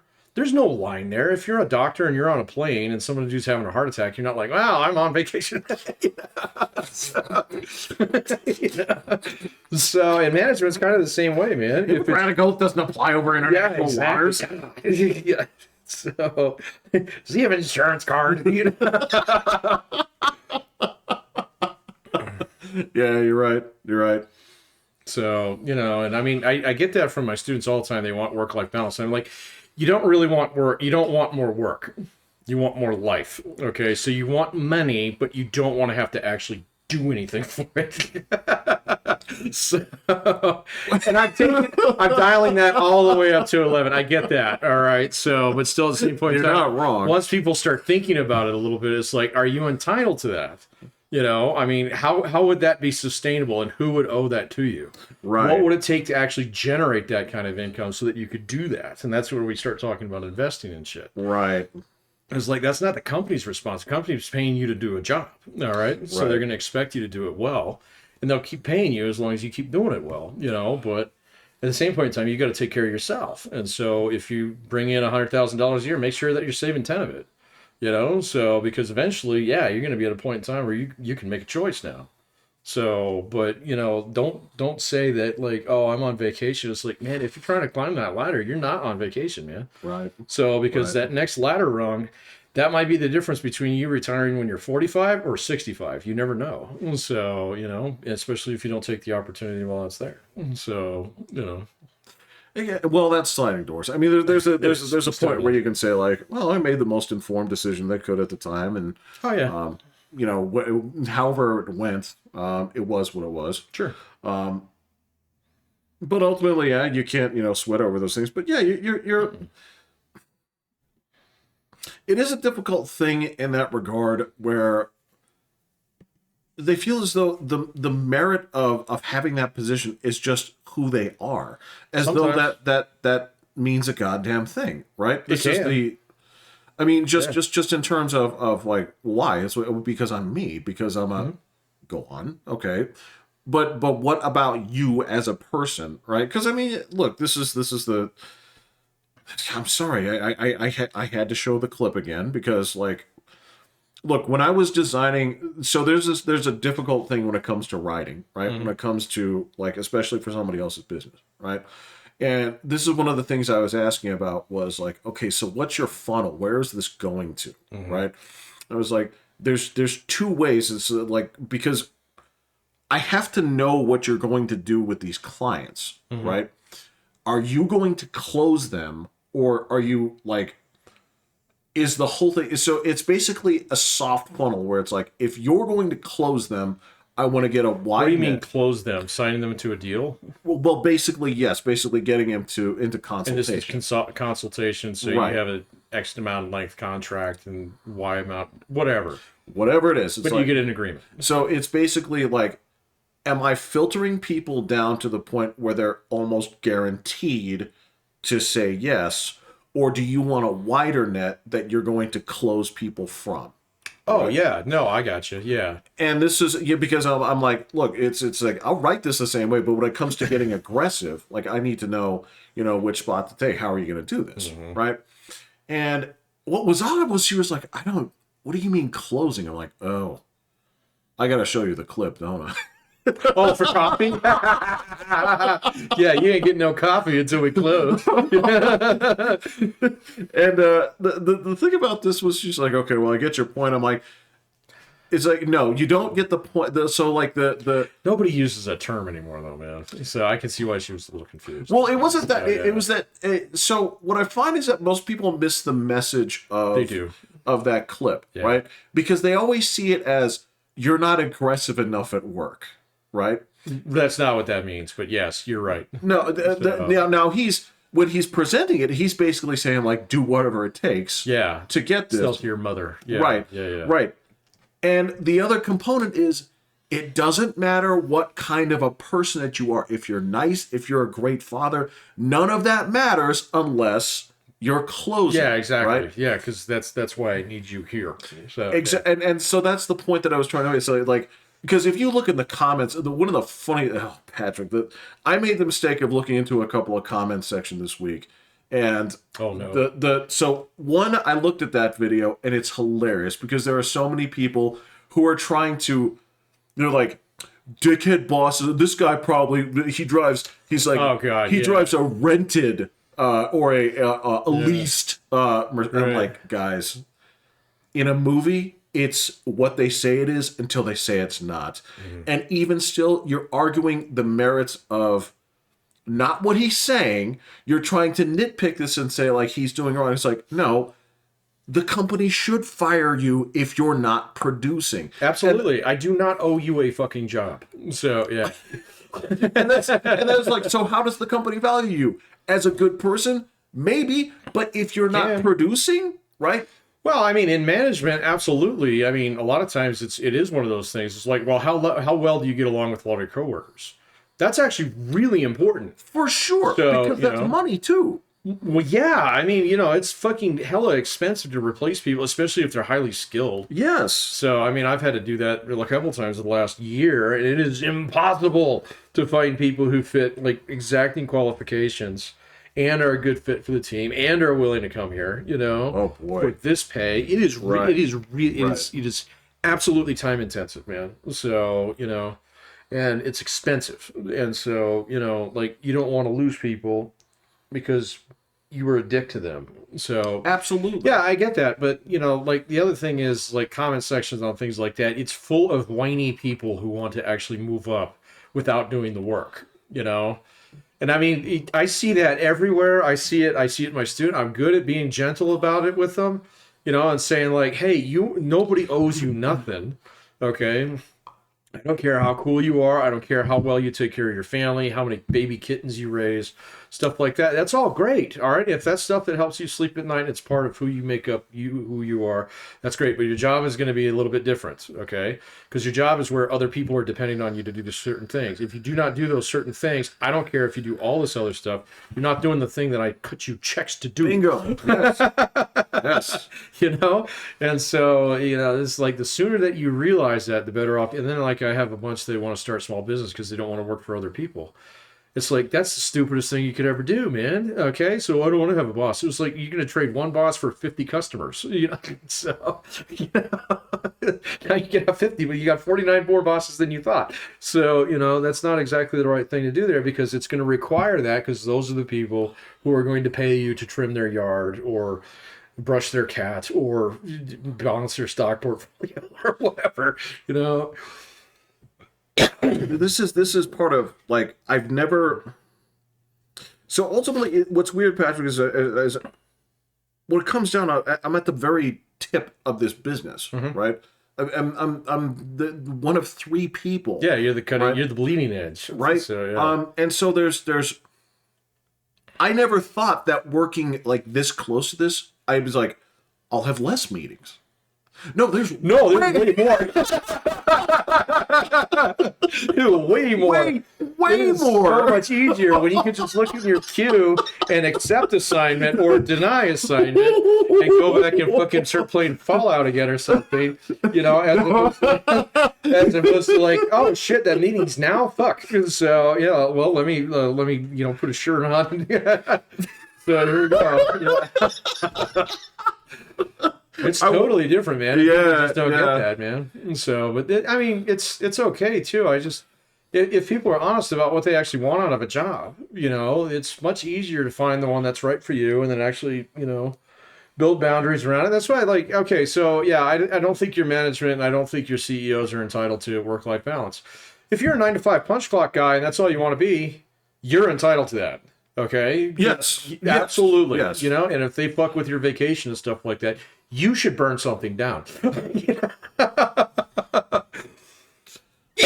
But if you're not that guy, and if you want the boss pay without doing the boss work, fuck off. Sorry. No, Yeah, there's no. I'm not going to pay you more for less. So when I can find other people who are willing to do the same thing for more, and so Hey, dude, the thing that I hated doing, okay, this week, and again, I had to write the script for the motivation video, right? So I had to go straight to, like, I a lot of it was there, but I was like, I have to change the first 5 minutes. In fact, I have to rewrite this because I'm not dealing with the first objection when it comes to motivation, right? What is the first objection when it comes? Let me take a guess. I feel like you'll get it in two. Well, it's not the way we usually do it. Well, I say this because I think you're going to think of a more complicated reason first. I don't want to. That's different. That's different. When it comes down to what does it take to really motivate employees, Patrick? Well, good leadership. So okay, so now that's kind of a broad answer, Yeah. but I mean it's going to fall into that. Most people are going to say good boss. it's going to say money. Oh, well, yeah, but I mean, okay, yeah. Well, here was the thing. So I had to do the research on it. Yeah, yeah. They're going Well, to say three things. They'll always say money because if they know you're asking, they might get more. So they'll right. always say that. But if you look at like a lot of the things, the reason why people quit their jobs is not because they're not getting paid enough. It's because their boss is a dick. So Or a variation of that. exactly. Whatever. If you say it in French or Italian or whatever, it means something, but it's all the same. It is all the same. My boss is a dick. boss Things is a are dick. untenable. Sometimes it's like, well, I quit because my friend quit. It was only fun when I had a friend here, right? But Yeah, that happens. the thing was, I had to pull the numbers on this, and they did the research, and they're like, there's less than like a 2% overlap between motivation and pay. Yeah. Right? And that's the thing is, this is like I said, that's going to be the first objection. Is going to be like, well, I'm not motivated by jobs, they're not paying me enough. It's like, well, actually, that has nothing to do with it. No, it really doesn't. Except in very few cases. I was like, okay, and here's the thing. What does that do to you if you convince yourself that I'm quitting because they're not paying me enough? What happens to you at your next job? Well, they treat you like that. You get treated like transactionally. So Well, here's the thing is you run into the same problem 6 months later. well, absolutely, because you Yeah. always get used to your current salary. So that's the thing. That's why you have to start saving as soon as you get a raise.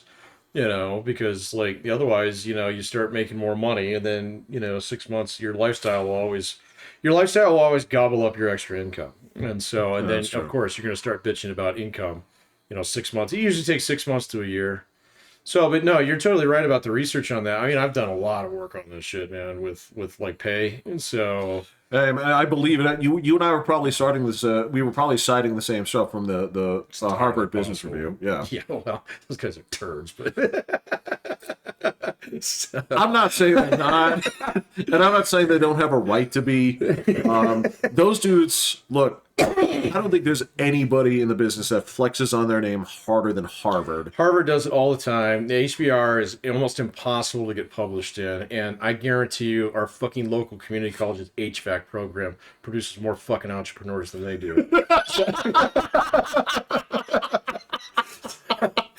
So don't get me started. No, dude, no, you're right. Anyways, they're like the Joe Rogan of publications. Like, you guys get all the rules. You're absolutely right. Your methodology do. is great, but it's just not making me laugh. No, Right, and that's I think they I don't want to get onto that too much Comedy because that's school, talking man, a lot of shop. But the thing about like pay in particular is, again, when you ask people whether or not they're happy with their pay, they'll always say no. So because and it's by the very virtue of you just asking them, so that they'll say like, oh, wait a minute, no, I don't like my pay. how the fuck do you phrase that? You don't.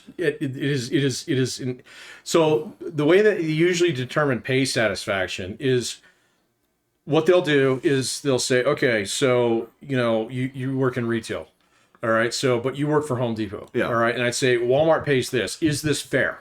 Okay. You ask about another business. Ask about an adjacent business, okay, and then you took back and you'd be like, well, that's what they pay you, so your pay is fair. Right, because Does that make sense? the only other way that I could see Yeah. that would be like, do you feel that your pay is commensurate with other jobs? You almost always do, yeah. That's what these comparative sets. Yeah. So we do it that Yeah. way. But if you just ask on a survey, it's like, how satisfied on a scale of 1 to 5 are you with your pay? You get once. So because they're not stupid, yeah. Yeah. In fact, some of the survey work that I've done in consulting, we'll have a guy. He's like, well, I want to ask them if they're happy with their pay. We're like, don't do that, okay? Because they're going to see that on there. They're going to know that you're reading it because you've been talking this thing up for the Right. last couple of weeks, and so do not ask them that. All right, ask them, hey, our competitor pays this. What do you think about our pay scale as compared to theirs? Is it fair or unfair? And then they'll usually say it's pretty good. If you ask most people, and if you can get them in honesty mode, most people are actually pretty satisfied with their pay. So what happens is they're not satisfied with what the people around them are paid. Okay, so this is a big thing. So it's actually called equity theory. It has nothing to do with DEI, but it's older than that. I was gonna say it predates it. Yeah. Totally predates it. Yeah. But the whole idea is that if I see I do extra work. You do this. You do less work, but we both get paid the same. I'm like, fuck that guy. You know, yeah. Yeah. So I was like, well, that's when, you know, things around the shop go missing. So, because I'm going to make up for it. Or I start slacking. You know, I actually slack down to his level. Right. And then we call it good, you know. But that, if you ask people whether or not their coworkers are fairly paid, then a lot of times you'll get like, well, yeah, actually we've got a few guys who are underpaid and a few guys who are overpaid. And then Those guys, I feel like those guys would be happy to name names. they usually are, but you'd be surprised, man. So, like, you know, especially when they know their bosses are reading the shit, they are very, very squirrely on some of that stuff. So, you know, but if you can set it up in a way, like we did focus groups where we held them off site away from the boss. Yeah. And my research partner, and he and I did not know who, you know, who was who, you know, kind of thing. So we didn't ask names and stuff like that. We had them fill out the forms and then drop it in an envelope, you know, their consent forms and stuff. And then we put them all in the same box. So we didn't know who was who, kind of thing. They were a little honest on that one. Yeah. So, but then we've had other ones where the boss is like there. It's like, oh yeah, everything's great. He's just like, what about minutes around here? It's great. So, Right. what about your benefits? Right. They're fine. You know? What about your working conditions? Very clean. You know? Yeah, dude. I feel like on that one, I feel like the only like accurate measurement is like timing the response. It is, yeah. Yeah. I don't know, man. Yeah, but pay's a big one. But most people, the biggest one is my boss is a dick, and I don't want to work around here anymore because my boss is a dick. My boss treats me unfairly, meaning that like Pat gets Saturdays off every week, so and Jeff never gets Saturdays off, even though Jeff does the same job. That happens all the time. It's bullshit. So yeah, no. This is. I mean, it's interesting, at least to me. Basically, going through the data on this, there are certain things where, yeah, I believe certain things to be true, and I can also see. I guess the thing is, it's like seeing where I was at the time when I felt those things. Sure. Right. So you have a great advantage here, okay? Because a lot of seriously, a lot of those people who write those fucking articles for HBR and stuff, they've never spent a day on a real job. And so okay. if you can read through some of that stuff and you'll be like, okay, this guy's talking about something that I've seen in the wild. And then you'll see another guy who's like talking about some like 3 adjective fucking concept. And it's like, so you're being precise in your language, but what you're describing does not actually exist. You know? Well, I mean, yeah, that's the other component is you have not put this into readable language. And I'm not saying that readers are stupid. No, they're not. Absolutely not true. And frankly, it's never been easier to look up a word. It's that's the truth. Now, granted, there are some people who are proud of how limited their vocabulary is. Let's call those guys rappers. But we'll just use different words for the same thing, man. Man, there's nothing on the Diddy volcano this week, anyway. It's all edging. They're just kind of like we know there's something over here on the edge, but we can't talk to you about it yet. They just like the slight things about these guys are trying to cover up this and this. The bomb hasn't dropped. But yeah, it's just like it's funny seeing how many of these things have crossed your path. Oh, a lot. And now I'm now knee deep in the middle of this. I mean, there are some. I teach you shit, man. There are some things. Let me put this to you. This was one of the I don't want to say arguments, but it was one of the meetings that I came to. Was all right. When it comes to choosing a service and you're unsure about, like, if you don't have the expertise, right? If you were gonna hire a chimney sweeper, right? Okay. And you don't know anybody in the business. Nobody's come recommended to you, but you need it, right? How do you make your decision on which one to pick? I get 3 bids. Okay. Yeah. So, Okay, you get 3 bids, and what are going to be your judgments? Well, usually one of the bids is like it. So it's like something that my wife has actually taught me over the years because I've gotten screwed by this a couple times. You know. Hit me. Well, I'm kind of a sucker. They can see me coming a mile away. Okay. But anyway. So you do like a multi-bid, 3-bid system, all right? And so usually if you have like one criteria there that you can judge all three by. So price. Okay. Okay. So you'd be like, all right, so we have high, middle, low kind Okay. of thing. Yeah. All right. But high guy, then you gather another data point when you're actually talking to these people. It's Yeah. like asshole, nice guy, asshole. Okay.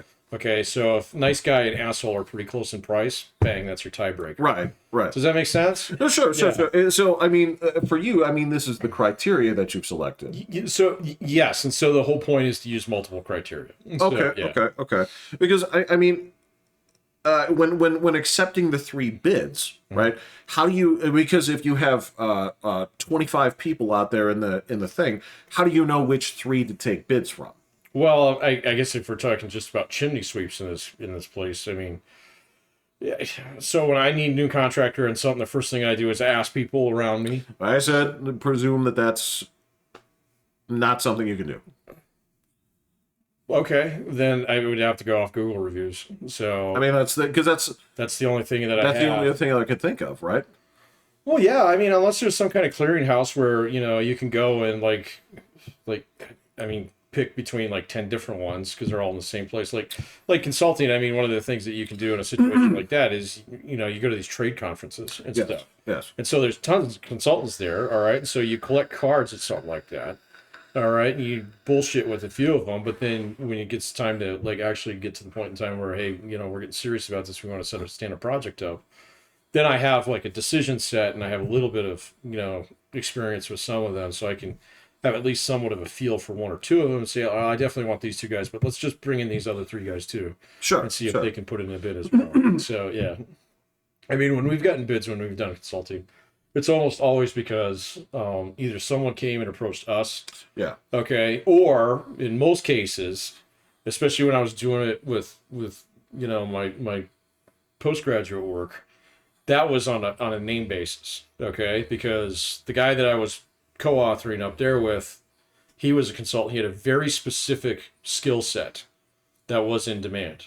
Right. And so if a school district came up and said, hey, we're having problems with this, his name was on a lot of Rolodexes out there as a guy that you can call because he's seen a lot of this. So, and he just had a reputation for that, but he built that reputation by going to all the conferences. So, and he give just like freebie presentations, and say, hey, let me give you like top 10 tips on dealing with this problem. If you need help with it, here's my card. So, but he would always like nerf it a little bit. So, he would talk in generalities and stuff that you could research on your own and pull out. So, you could put a couple guys on that and get the same thing. But he got people thinking about it who were like, oh, fuck, that's a problem that we have. Does that make sense? Yeah. He was good. He was good. Yeah. And we, as to not bore people about this, I may ask you a few more questions about this here with some of the things that I do and some that I bring up. But no, this is this is good stuff. I mean, this is I don't know. Well, the weird thing is, the more that I spend time with this, the more that I start thinking about this on a. I've never thought about this on sort of like a practical as a person level. Like the answering the questions of like, all right, well, if there's 50 of you in the phone book, how do I make a choice? Yeah. Right? Again, starting with the whole like, if I don't know anybody, right, and I have to make a decision on this. It's like, what would I look at? And the closest thing that I could do, and I pitched this out to these guys, I'm like, how many of you bought something on Amazon this week? They're like, yeah. How many of you bought something that there are a lot of different versions of? And I said, yeah. I'm like, all right. So I was like, so I can't remember anything. So I was like, how'd you decide on that broom? What did you look at? She's like, look at the reviews. Like, look at the reviews, look at the price. Well, yeah, because again, it's all things, basically the same. Like, because a lot of people are going to go like, actually, I know the reasoning behind it, where people won't pick the cheapest one. No, they won't.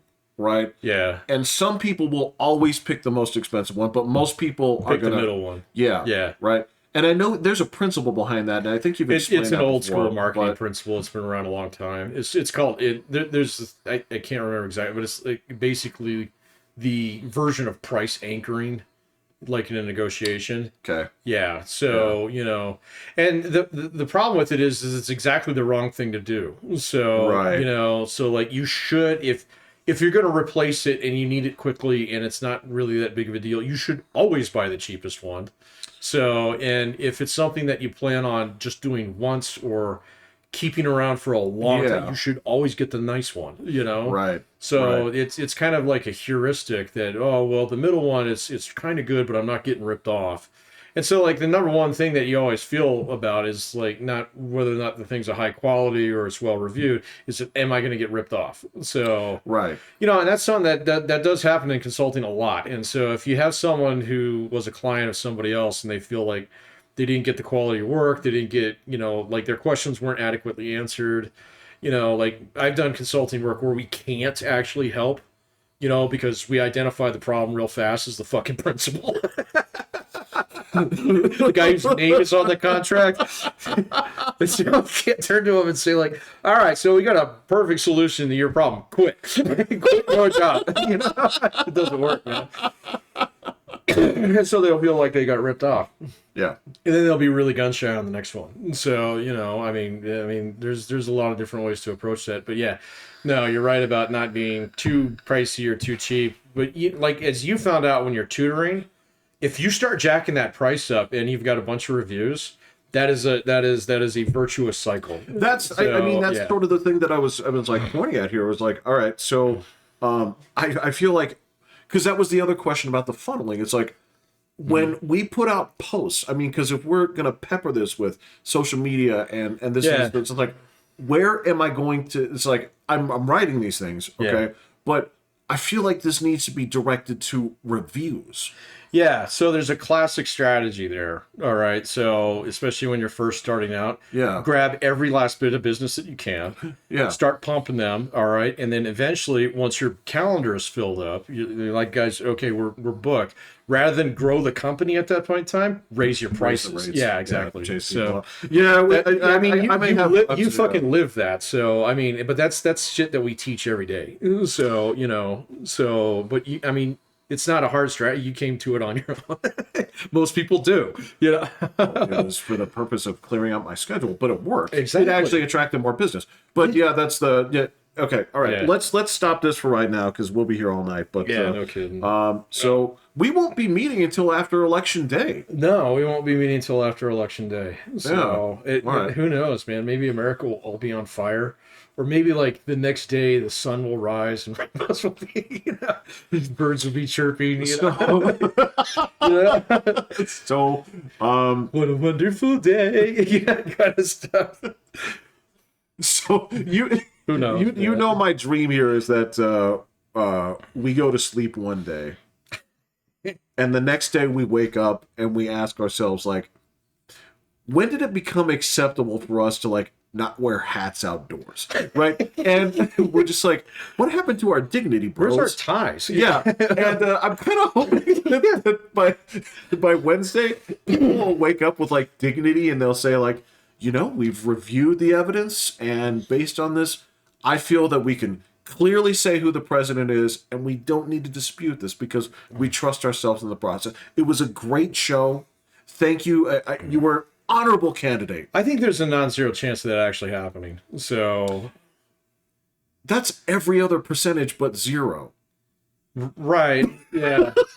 So but I'm not going to put really good odds on that one, but I think like if there actually is, so if Donald Trump pulls in not even the full popular vote, but say like he splits it, it's 50-50. Yeah. So he's going to win. All right. So it'll be definitive. It'll be across the board. The Democrats will start fighting, but the Republicans will be like, oh, thank God, so we don't have to go through all this stuff again.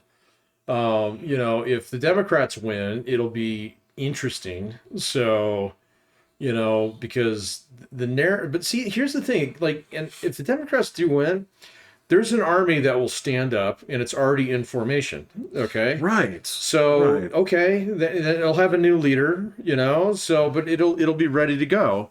You don't hear Republicans say, I'm going to fucking leave the country. They're like, no, So no, it's more so like, I'm going to take the country back.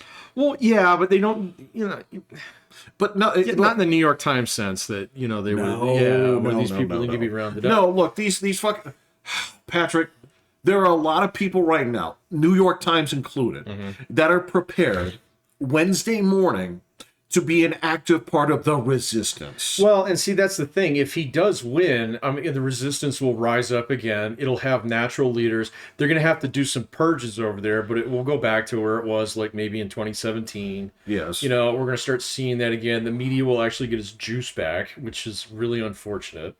So, but that, I mean, I don't know, man. I'm not Nostradamus, but I mean, it doesn't take fucking rocket science to figure out that's what's going to happen. No. You know, and then... yeah. But, you know, it's going to come down to it that like, the economy is going to do well. So, you know, there's a lot of green shoots out there that are great. So, right now. And the same thing's true with, like, some of the things that Biden did that were dumb, you know, were masked by, well, I guess some of the things that he did that were smart were masked by some of the things that he did were dumb. And whoever's next is going to get credit for that because he's not getting any credit for it. So, you know, No, he's not. So, you know, but like the whole thing is like there's a decent chance that it'll be definitive and that, you know, there won't be all this weird stuff. But then there's also a really decent chance that it's really fucking close and we don't know until Friday.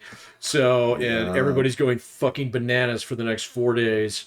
So, and then rather than, you know, voters, you know, like dusting themselves off and saying, yep, here we go, another 4 years, you know.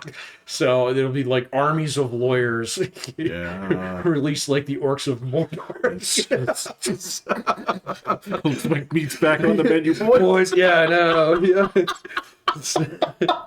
Burning down the West Pole, you know.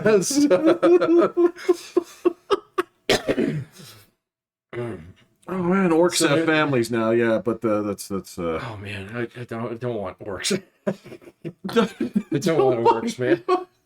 It's way too late in human history to have orcs. I know, man. Again, like there's so many times where I'm like, I thought we were past this, man. Like it's the same shit when I see God, yeah, I don't want to go deeper in this, but again, it's something where, like, just earlier today, where they posted, it's like, oh my God, you threw red paint all over a fucking synagogue again. I'm like, what fucking year is it? I know, exactly. It's just like some people just constantly live in the land in the time of grievance, man, and there's a decent chance that, I mean, they're going to get paid on Tuesday, man. So, because a lot of those people, it's exactly what they want. So, you know, they give two fucks about the rest of the country. They just want to throw paint on things. So, and as you've said, it all goes down to, I don't want to work. And it is. That's what it is. It's like I feel important about bitching about things on Twitter that actually don't affect my life at all. So, well, to speak about funnels again. All right, so your funnel thing where it's like, I don't want to work, but who do I'm going to play? All right, well, so for you, your funnel starts out wide here and it says Jews. But ultimately, it's capitalism. Yeah. Okay, yeah, so capitalism, Jews, right? And then it comes down to the funnel, I don't want to work. Right. And it's these peoples, these institutions that are to blame. I want walkable free cities. Whether you do that from the point of Islam, whether you do that from, Palestinians, whether you do it from communism, whatever it is, that's where the funnel ultimately goes. And that's one drop that says, I don't want to work. I don't want to work. Yeah. I feel wronged by the fact that I have to labor for food. Got it, but you're just not smart enough to say, like, your contributions are worth free money. You're not smart enough to actually get off your ass and just get fucking moving, because eventually, like, if you get busy on something and you start building a life, you don't care about fucking Twitter after a little while. Otherwise, it's just like fun, and stuff like that. But, even philosophers had to hustle. You can say this, okay, and you should. Here's the thing: I don't see your ass on the corner. I don't see you over there like dispensing advice for cash, or just you're just flinging monkey shit at people, man. No, you're doing this in the town square because you're like, well, I can do this from my house, right? It's like, well, number one, it's not yours; it's mom's. Number two. All right, that's enough. Right, yeah. There's a certain class of people Diogenes lived naked in a jar, so And he's a fucking hero for a lot of these people, you know, because he was witty and, you know, he actually shook his fist at Alexander, but he lived in shit. So there you go. All right. Go fucking vote. Yeah, there you go. All right. All right, I'm Pat. I'm Jeffrey. Hitting the button. Yeah.